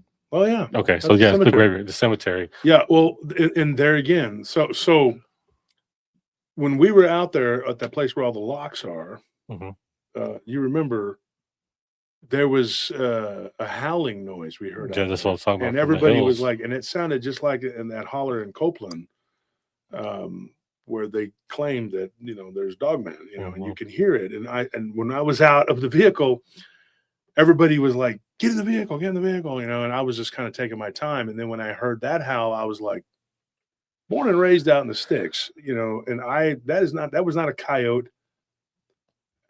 I don't know what that was. And so I said, well, you know what? I think I better quit playing around. And we got in the vehicle and we left. The cemetery you're talking about, and I don't want to get people going out there. It is a private. That's why I didn't want to say anything. But there is a cemetery off of Purgatory Road, and it is an old cemetery. And there are people who swear up and down that they have, when you cross over through the wrought iron gates, if you jump that fence, there's spikes on it and everything. So be careful. It'll catch you in your crotch. And I would just strongly suggest not going out there and messing around. But there are people, not everybody, but there are people who have claimed that they have gone over that fence. I've never done that. I've gone up to the edge of that fence, and I'll tell you why. Because it's an old Shuck story, basically the black dog. There are people who claim that this big shaggy, not a wolf, it's like a big black dog, and it will chase you. And there are people, one lady that lived in outside of Salado, who went and took pictures at that cemetery, and she was on this Facebook group that I was in years ago, like back in 2009, 2020, whatever. And me and Armando had talked to her about it, and she had a picture of I'm telling you, it was a partial picture of a black dog. You couldn't see the back part of it, but you could see it. It was like she took pictures of the graves, and they're from the 1800s, and you see this black dog kind of like thing. It's a few feet off the ground. I saw the picture. I don't know where it's at now. I don't have it, but I saw that, and I said, yeah, that is, a black dog. Yeah, why you don't go in those areas? Yeah, and there are people that, she claimed that this thing followed her back out to her farm out there near Salado, and that it actually unalived a whole bunch of her chickens. She saw it. I mean, so you will, I mean, I don't know. Somebody just said, there's a wedge said it. There's a price to be paid for messing with darkness, and it's not worth your soul. Exactly. But there's a price to be paid for just courting it and going out there and messing around in that cemetery, or messing around, in any of that area there, and just, tempting it. Like those people that went out to Eagles Point, they wanted to see the devil. Well, you did. Yeah. And they swear up and down that they got punched, kicked. One of them went unconscious and then regained consciousness, and they got away. Most likely, the devil was basically there, and the devil in the form of whatever that goat man was. And I think that that's the same thing that probably attacked those ranchers back in the old days. The story was from the 1890s, I believe. But who knows? I mean, you're dealing with a very haunted place. And Wesley said it best. He said, when those people in Wimberley told me, don't sleep there, it's a very haunted place. Should have listened. He should have listened, you know. And I went out there and did it too. I did it too. And I had weird dreams and weird stuff happened. And Yeah, that's not the place where you want to come out of your body. no, not at all. And I've talked about it on the show before, and I'm getting the chills just talking about it right now. But I believe I had a conquistador who was out there. I think he's been out there for a long time, but I don't know what he wanted. But he was trying to take me into little Arkansas in a dream. And when I woke up, it was all overgrown where he was showing me.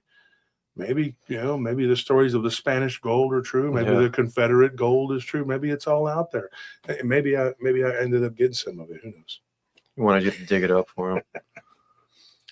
I'm joking, folks. No. I didn't do that. But I tell you what, man, if you found it now in today's prices, you'd have it. You'd be doing pretty well. But now and like I said, they closed Little Arkansas down. Yeah. There's a lot of weird stories out there. And I got 3 or 4 more, but we don't have time now tonight to talk about it. But before we go, does anybody have any questions? You want to ask some questions? I got another 15 minutes at least. If you guys want to ask questions, I don't know if I have time to tell another story or encounter, but and do it justice. You can tell quick a story or encounter, but to really go deep and go down that rabbit hole with it and do it justice. Give kind of the backstory of even just the area or other things. You really need to get a little bit more time. I find it interesting that not interesting. I agree with Wedge's comment that like it's not worth it, but I was thinking like what would be the price I'd pay, and I could only think like maybe $350. $350 and a box of corn nuts. So we recorded last night, and one of those is going to be on the members. What is it called? Members only. What did we record last night? We did a couple different. We did stories. 2. Yeah, we recorded. One of them was the camp. Remember the lodge? Yeah, but I don't know what you mean camp. It was a hunting lodge. Yeah, the lodge is what I meant to say. And it ties into one of our past live streams. Mm-hmm. And then the other one was what was the other one we did? I'm so tired. I did so many. Yeah. Wasn't that didn't we do a Dogman story? Jeez Louise. I can't even remember. Rain has a question. Just says, Wolf, what do you think is going on in the Devil's Backbone, a portal or? Yeah. I mean, I think it's more than that. I think it's a vortex, and a vortex being like a super highway for these entities, and they move in and out of there. If I had a dollar for every time somebody told me they saw a ghost or a spook out there or something, I'd have a lot of money. I'm not even joking. I mean, I've taken hundreds of stories from that place. And I do think, and even just driving through there in the daytime, the nighttime, whatever, I saw a UFO. I was on Purgatory Road, and we were coming back from San Antonio, and that was the trip where the phone kept being taken off at the Emily Morgan. Yeah, Emily Morgan. Yeah, the right? Emily Morgan Hotel in San Antonio, and Nellie thought that we had set it up to stay there because it was haunted.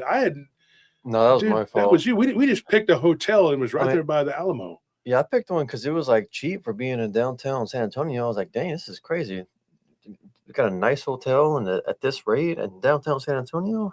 Hell yeah. Yeah, and it was and it turned out, it's the #1 most haunted hotel in Texas. Texas. They said it was the USA Today poll. Only the Stanley Hotel was more haunted. Yeah. The voting was that was the #2 most haunted hotel in the entire country was the Emily Morgan.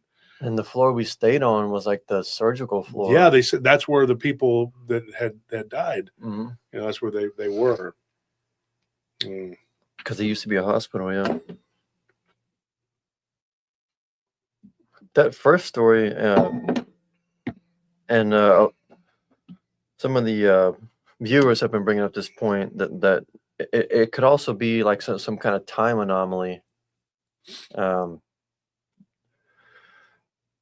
Because it's weird, just like how corporeal, how physical these Union soldiers were. Hmm. And then like the timeline of it. So the first encounter was with I forgot his name, but the older gentleman who the witness talked to. Wesley? Yeah, Wesley. Yeah. So his first encounter with them, according to them, the year was 1871. Yeah, 1871. Hmm. And then fast forward to 1994, where this witness has his encounter with them. According to that soldier, the year is before that, right? No, because Teddy's or Theodore's encounter, the old rancher, Mm-hmm. his encounter, he said it was in the 60s. He had his encounter in the 60s, No. but it was 1877 when they told him what year it was. Yeah. That's what I mean. So first in the 60s, he had an encounter with soldiers who From from 1877. And then 1877, in 1994, this guy had an encounter with soldiers from and they were from 1870. 1871. Yeah, which would have been 6 years before that. Yeah. Yeah. So it's just all kind of backwards and weird. And Well, I think this is what you're missing here, and it speaks to the nature of reality. Time doesn't truly exist. yeah, And on the other side, time doesn't exist. And if you know that, then it's like, a lot of people, they lose sight of the real reality, and they don't realize that we're not, necessarily, it's not all going to be, like a river, Yeah, that is the weird thing. I don't know, man. I haven't had anything like that happen out there. I did pick somebody up that I believe was a ghost, I stand by that. And there were people with me. I mean, I wasn't by myself out there just, what was that? Like, sure is spooky out here, what's yeah, like Pee Wee Herman. yeah. I had people with me, and then they were like, yeah, this is some weird stuff, weird activity. I remember a friend of mine went out there too, and I haven't seen him in years and talked to him, but I remember him talking about they camped out there, and he used to, work in San Marcos at the outlet mall when we were going to school. His name was Andy. And I remember Andy saying that he was out there. Now, get in there again. This is college kids, right? And they were smoking and doing stuff, Mhm. But he says, dude, I put my hand on a tree. I was kind of leaning on it, and I felt this It was like vibrating. And so I told the people I was with, I was like, come here and check out this tree. And everybody was touching it, and there was vibrations going through our body from it. Weird, almost like an electric current. Yeah. Yeah. And he said that it made your hair stand on its end. It was weird. And then, and I would have told him, hey, if there were clouds in the sky, you better get your hand off that damn tree. But that's not, he said, dude, it was a clear day. It was, the sun was setting. It was late summer. And, it was almost Labor Day. I think he said it was Labor Day weekend. It was almost Labor Day. And he said that they were out there and they were playing around and they were touching this tree. And then there was another girl that was on the other side, and she touched the tree, and she said, this tree's doing the same thing. It's like there's like a vibrating whatever. Mm-hmm. And so who knows? I mean, what could be going on there is anybody's guess. I don't know. I wonder if a lot of this stuff is like either if it's like exacerbated by God knows what kind of facility is underneath that area, Yeah, what if there is something under there? Because you were talking about someone touching a tree and they feel like this electrical current on it. Like where's that coming from? I mean, yeah, it could be like a weird supernatural thing, but it could also be a man-made thing. I mean, what is underneath that area of the Devil's Backbone? What is underneath that area? In like, for example, Skinwalker Ranch, like these notoriously haunted places. Well, you remember when we interviewed Thomas Winterton from the Skinwalker Ranch? Mm-hmm. It was on Blondes and Booze, but I was part of that. And we interviewed him, and I remember Thomas, and he's on TV. Everybody probably knows Thomas, but he's a really nice guy. He was very matter of fact, and I like that about him, you know. But he was just like, he goes, I didn't really, and if I remember correctly in that interview, he was saying like how he wasn't taking it all seriously. You know, he wasn't really believing in it. And then after being out there, and then he was like, you have no choice. You know, you're going to believe because it's there. You know, and it's just you know, and the same thing happened when we talked about Hernandez Ranch, you know, and there are people who say, you know, nothing happened at the Hernandez Ranch. Nothing happened over there at the Skinwalker Ranch. Nothing happened in any place. It's all bullshit. Nobody, you know, this is all crap. They're just trying to get people to believe in something, whatever. Your head is so far up your ass, you know. There's no crime in paradise. Yeah, I'm telling you. I'm telling you, man, you know, you need to pull it out of your rectum and start using, you know, because you're just those people that are saying things like that and doing things like that. And they're from this community. They're only trying to, they're just very angry, very bitter, very jealous because nothing like this is something that they can wrap their mind around. So they don't want you to wrap your mind around it. And to me, those kind of people that say those kind of things, even if something happens to them and slaps them in the face, they're still going to go out of their way to try to not believe it just to spite you. And so those are the kind of people that you're never going to don't even try to argue with them. Don't try to convince them. Don't pay attention to their opinions. They can go and make groups and make videos and say all the dumb shit in the entire world. And at the end of the day, what does it matter? What does it matter? The 90% of the people that matter know the truth. This is the real reality, and they can scream it till their ass bleeds. Their reality doesn't make it real. And so I know because we here at PRT, we've interviewed these people. We've talked to these people. And so we know the real reality. And those people, something's going to happen to them one day, probably really bad. And they're going to be so unprepared for it because they weren't listening when we were telling everybody, you know, stay away from these places. And I know one of them, you know, I'm not going to say anybody's name because I'm done with the fighting and arguing. I don't give a shit what these people say anymore. But he likes to go out there and run around out in the woods by his house or whatever. Well, more power to you, dude. But one of these days, you think it's all a game. If there is anything out there at all, I would strongly suggest quit playing around because maybe there's nothing out there and that's why you go out there. But eventually you're going to tempt fate one too many times and something real is going to happen. And like the boy that cried wolf here, then nobody's going to believe you. Yeah, these things don't have borders. Because you've played around too many times. Because these things also have something I've talked about on the show, and that's a strong sense of pride. They don't like it when you talk shit. And when people go around making fun and mocking, those are the ones that something happens to. So if you go out there and you play around enough, you might see the devil. You know, I always crack up when somebody says, we saw the devil. The devil. There isn't the devil. There are devils, and there's a lot of them.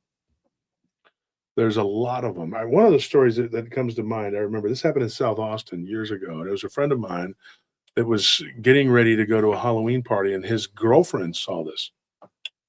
And this was right off of Stasny. If you go look at a map, it's East Stasny. And they lived in some rundown apartments over there. And this was back in the late 90s, you know, and they were getting ready to go downtown to my bar. And he says my girlfriend was shooken up, like she freaked out, like completely just lost it. And he had to get her inside, and she, you know, a friend of theirs had to give her a Xanax. You know what that is? It's like this drug for anxiety and all this stuff. And so he goes, we had to give her a whole one of those whole big long Xanax to get her to calm the hell down. She was dressed up as a demon, like a devil, like this ugly demonic thing that she decided to, because she thought it was cute, like it was a funny little game. This was in 1999, I believe. And it was a friend of mine. His name was BB.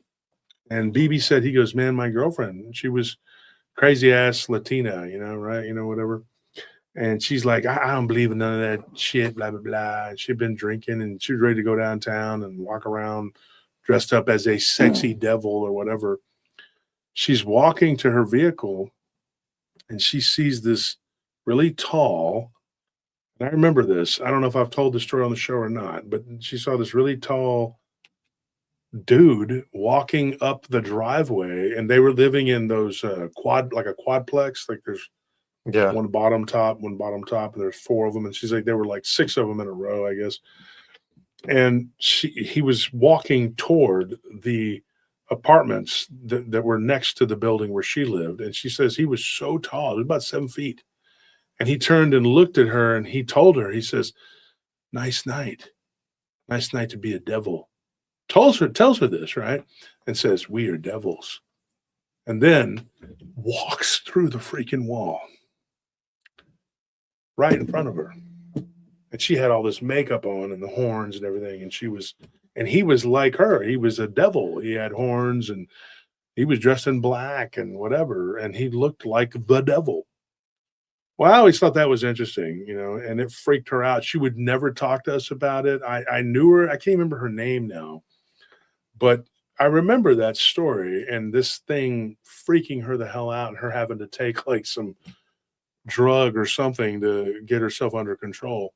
And then I remember at the end of the night, she was there with my other friend, Dominic, who works on the oil fields now. He's a good friend of mine. He's the one that went out to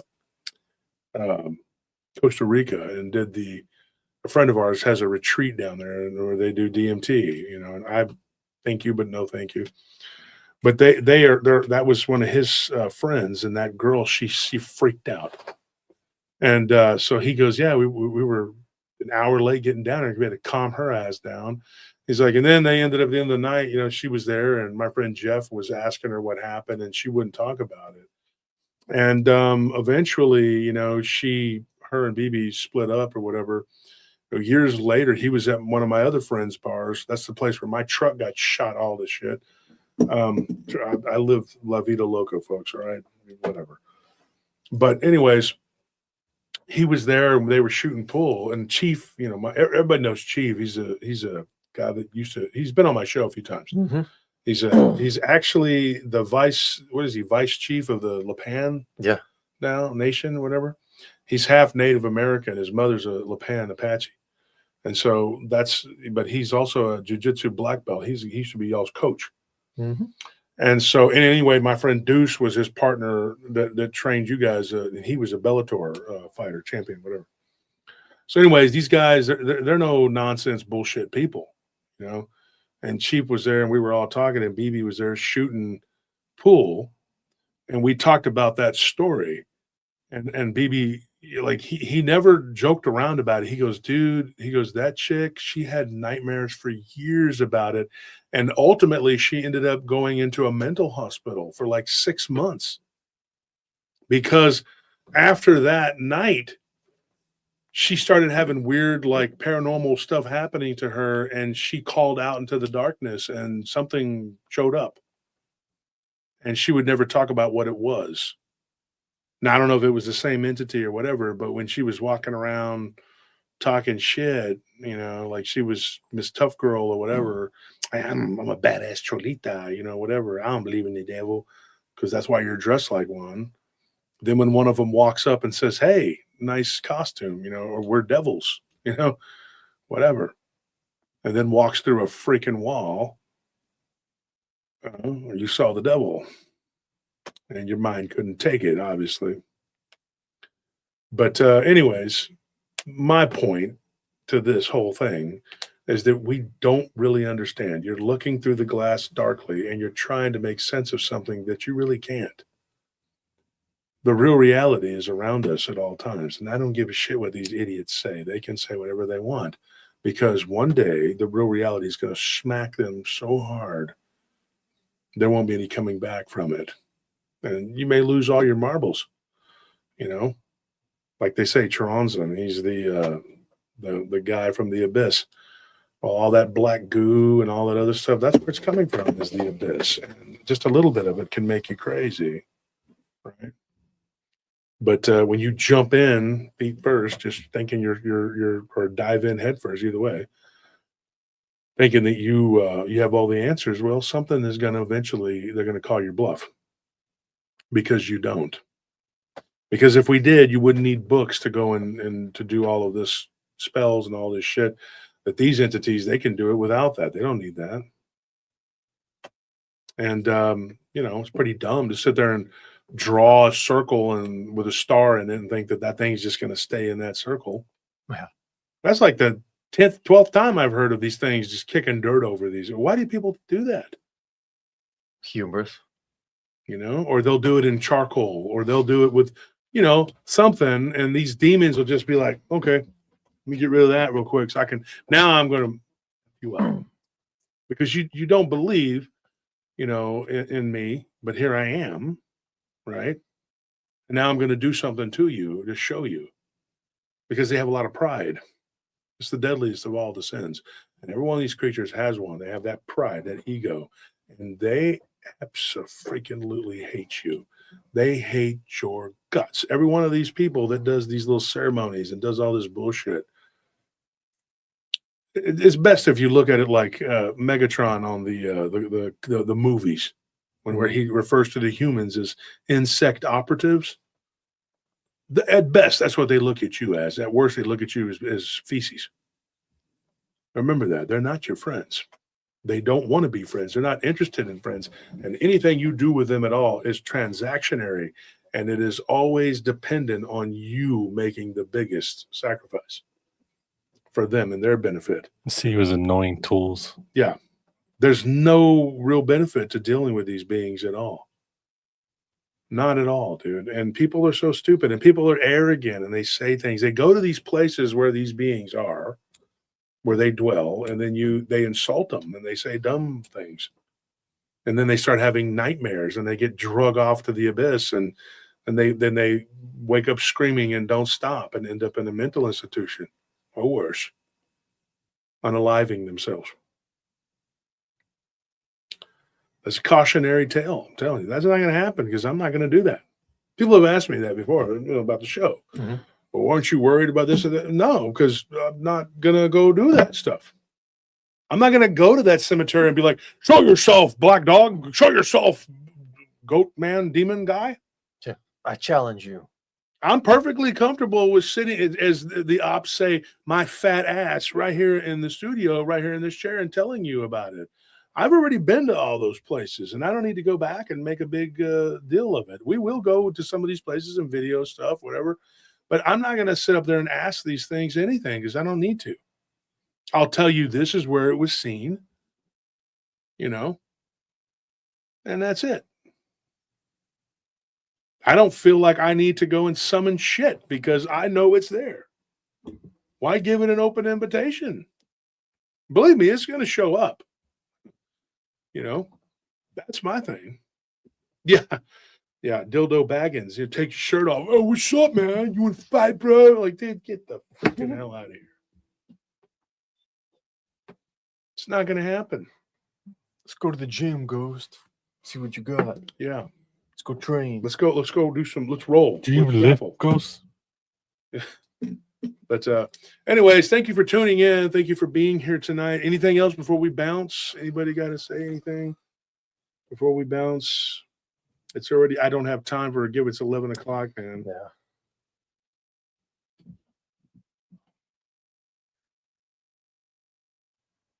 But yeah, that's it. So what is on the docket for tomorrow? Tomorrow we have the Monday show, where anybody can jump on and just tell their encounters. And last Monday we had a bevy of people that were on there to talk, but I had to go to work. I had things I had to do. But this Monday I'm pretty clear. So I'm pretty sure I don't have to work tomorrow. I had a couple people out last week, so I had to get in there and get going. But yeah, I'll be there tomorrow night. We'll be here, right? And we'll be doing the show. The show was about the Oswing, not the Oswing, man, this is a good one. That one is going to be, we're either going to put that one on the members only or the other one on the members only that we mentioned earlier. And I can't remember the one we mentioned earlier. It was the one we just talked about. One of them is about this creature that came out of the water in the Philippines. And then the other one was a hunting lodge. The hunting lodge. And that one ties into Livestream 493, right? I believe. Yeah. And that one is about a goat man. That's a goat man type creature that does whatever it does. And that guy's name is Peter, and his wife was Teresa, right? So they were from Minnesota, and he went up to this lodge up by the Canadian border. Just it's a freaky story, dude. So get yourself on the Patreon. One's gonna be on Patreon, one's gonna be on members only, and join the members only, because this week, Tuesday, we're going to drop one of those is going to be dropped on Tuesday for the Patreon. And then we're going to drop the other one on members only on Thursday. Yeah. Thursday. So join the members. It's $5 to get your name in green, and be prepared, because either one of those episodes is going to be absolute fire. I had a good time in between, though. We had to order pizza from a weird guy, but hey, life is weird, right? The real reality. But either one of those is fire. So you're going to get one on members only, and then one of them on the Patreon. And so join the Patreon. It's a $10 buy-in, and you get a swag bag. I would go higher tier because you get a bigger, better swag bag, and we have a lot of cool swag. Go grab. There's a box right there full of the hoodies. Okay. Real quick. I gotta get going, man. We gotta do it quick. I gotta show you, so you know what I'm talking about. And this right here, do we have any more of these? No. This is it right here. We don't have any more. We're gonna make. Yeah, we some, gotta place an order for what do you more. got here? What do we got? Oh, these are the older ones. You could buy these at the. We don't have the new hoodies here. Oh, the new hoodies are here. But here you go, folks. That is, you can get those at the store, at the PRT store. I thought there was a box of them that had the different ones. I guess not. No, we took it back. But yeah, we've shown you before, right? But this is, you'll get one of these, not necessarily this one, but one of these hoodies, and you'll get that with the $50 tier, right? Yeah. So the $50 tier, that comes with a hoodie automatically, right? And I believe you get a shirt and a hat and whatever. It's a damn good deal, because you get way more than what you pay for, and you're helping support the show, and you're getting a lot of cool stuff. And you get that after 2 months, and then you get it again every 6 months. You'll get another one with updated merch. And you just let us know, say, hey, I've already gotten one swag bag, and I ended up with a green and purple hoodie, for example, right? And just say, can you give me a different one this time? And we will. We'll accommodate you. All right, guys, thank you for tuning in. I really got to run. I love you guys. I have a lot of fun here.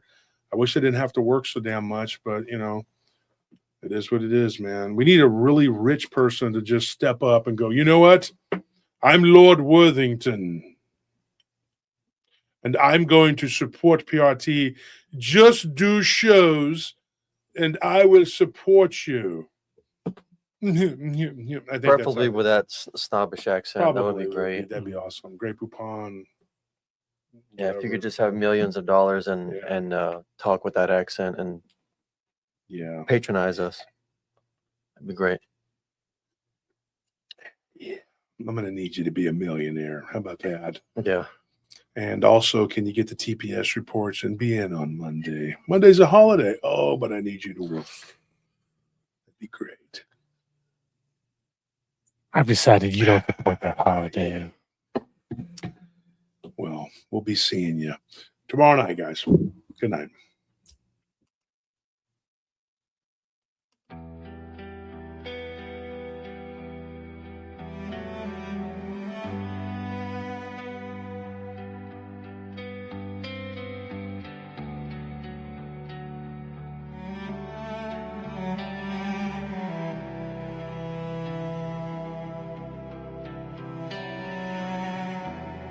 This pain of coming back to life, I feel everything.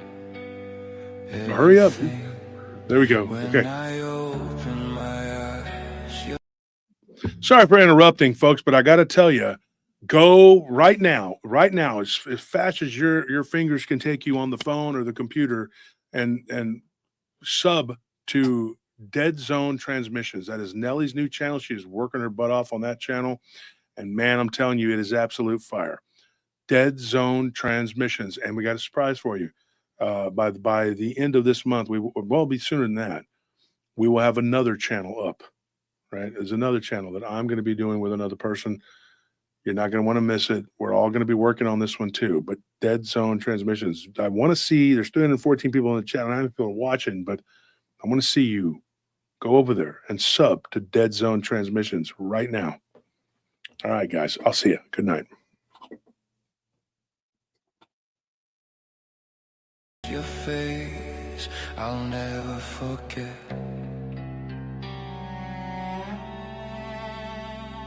Your horror, my pain, I'm alive, living again. I feel every stitch and every scar.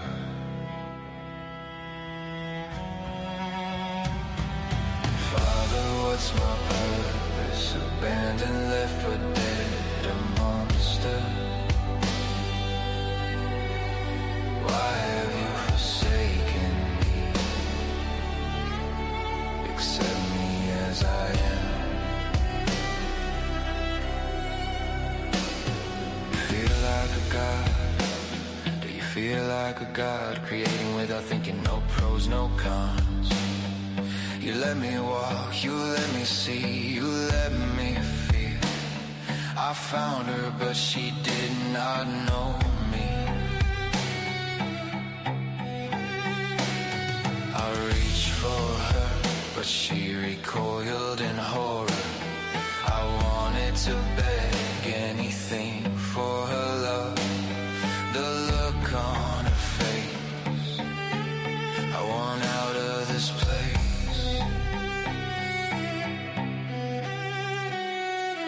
Father, what's my purpose? Abandoned, left for dead, a monster. Why have you forsaken me? Accept me as I am. It doesn't matter, it can't matter no more. I'm incomplete, I'm missing me. The world is darker than I remember. I wanna love her, but this heart is not mine. I wanna touch her, but these hands are not mine. I wanna tell her I love her, but this voice is not mine. Looking into her eyes, I saw how love dies. Now that's where her body lies. Father, what's my purpose? Abandoned, left for dead, a monster. Why have you forsaken me?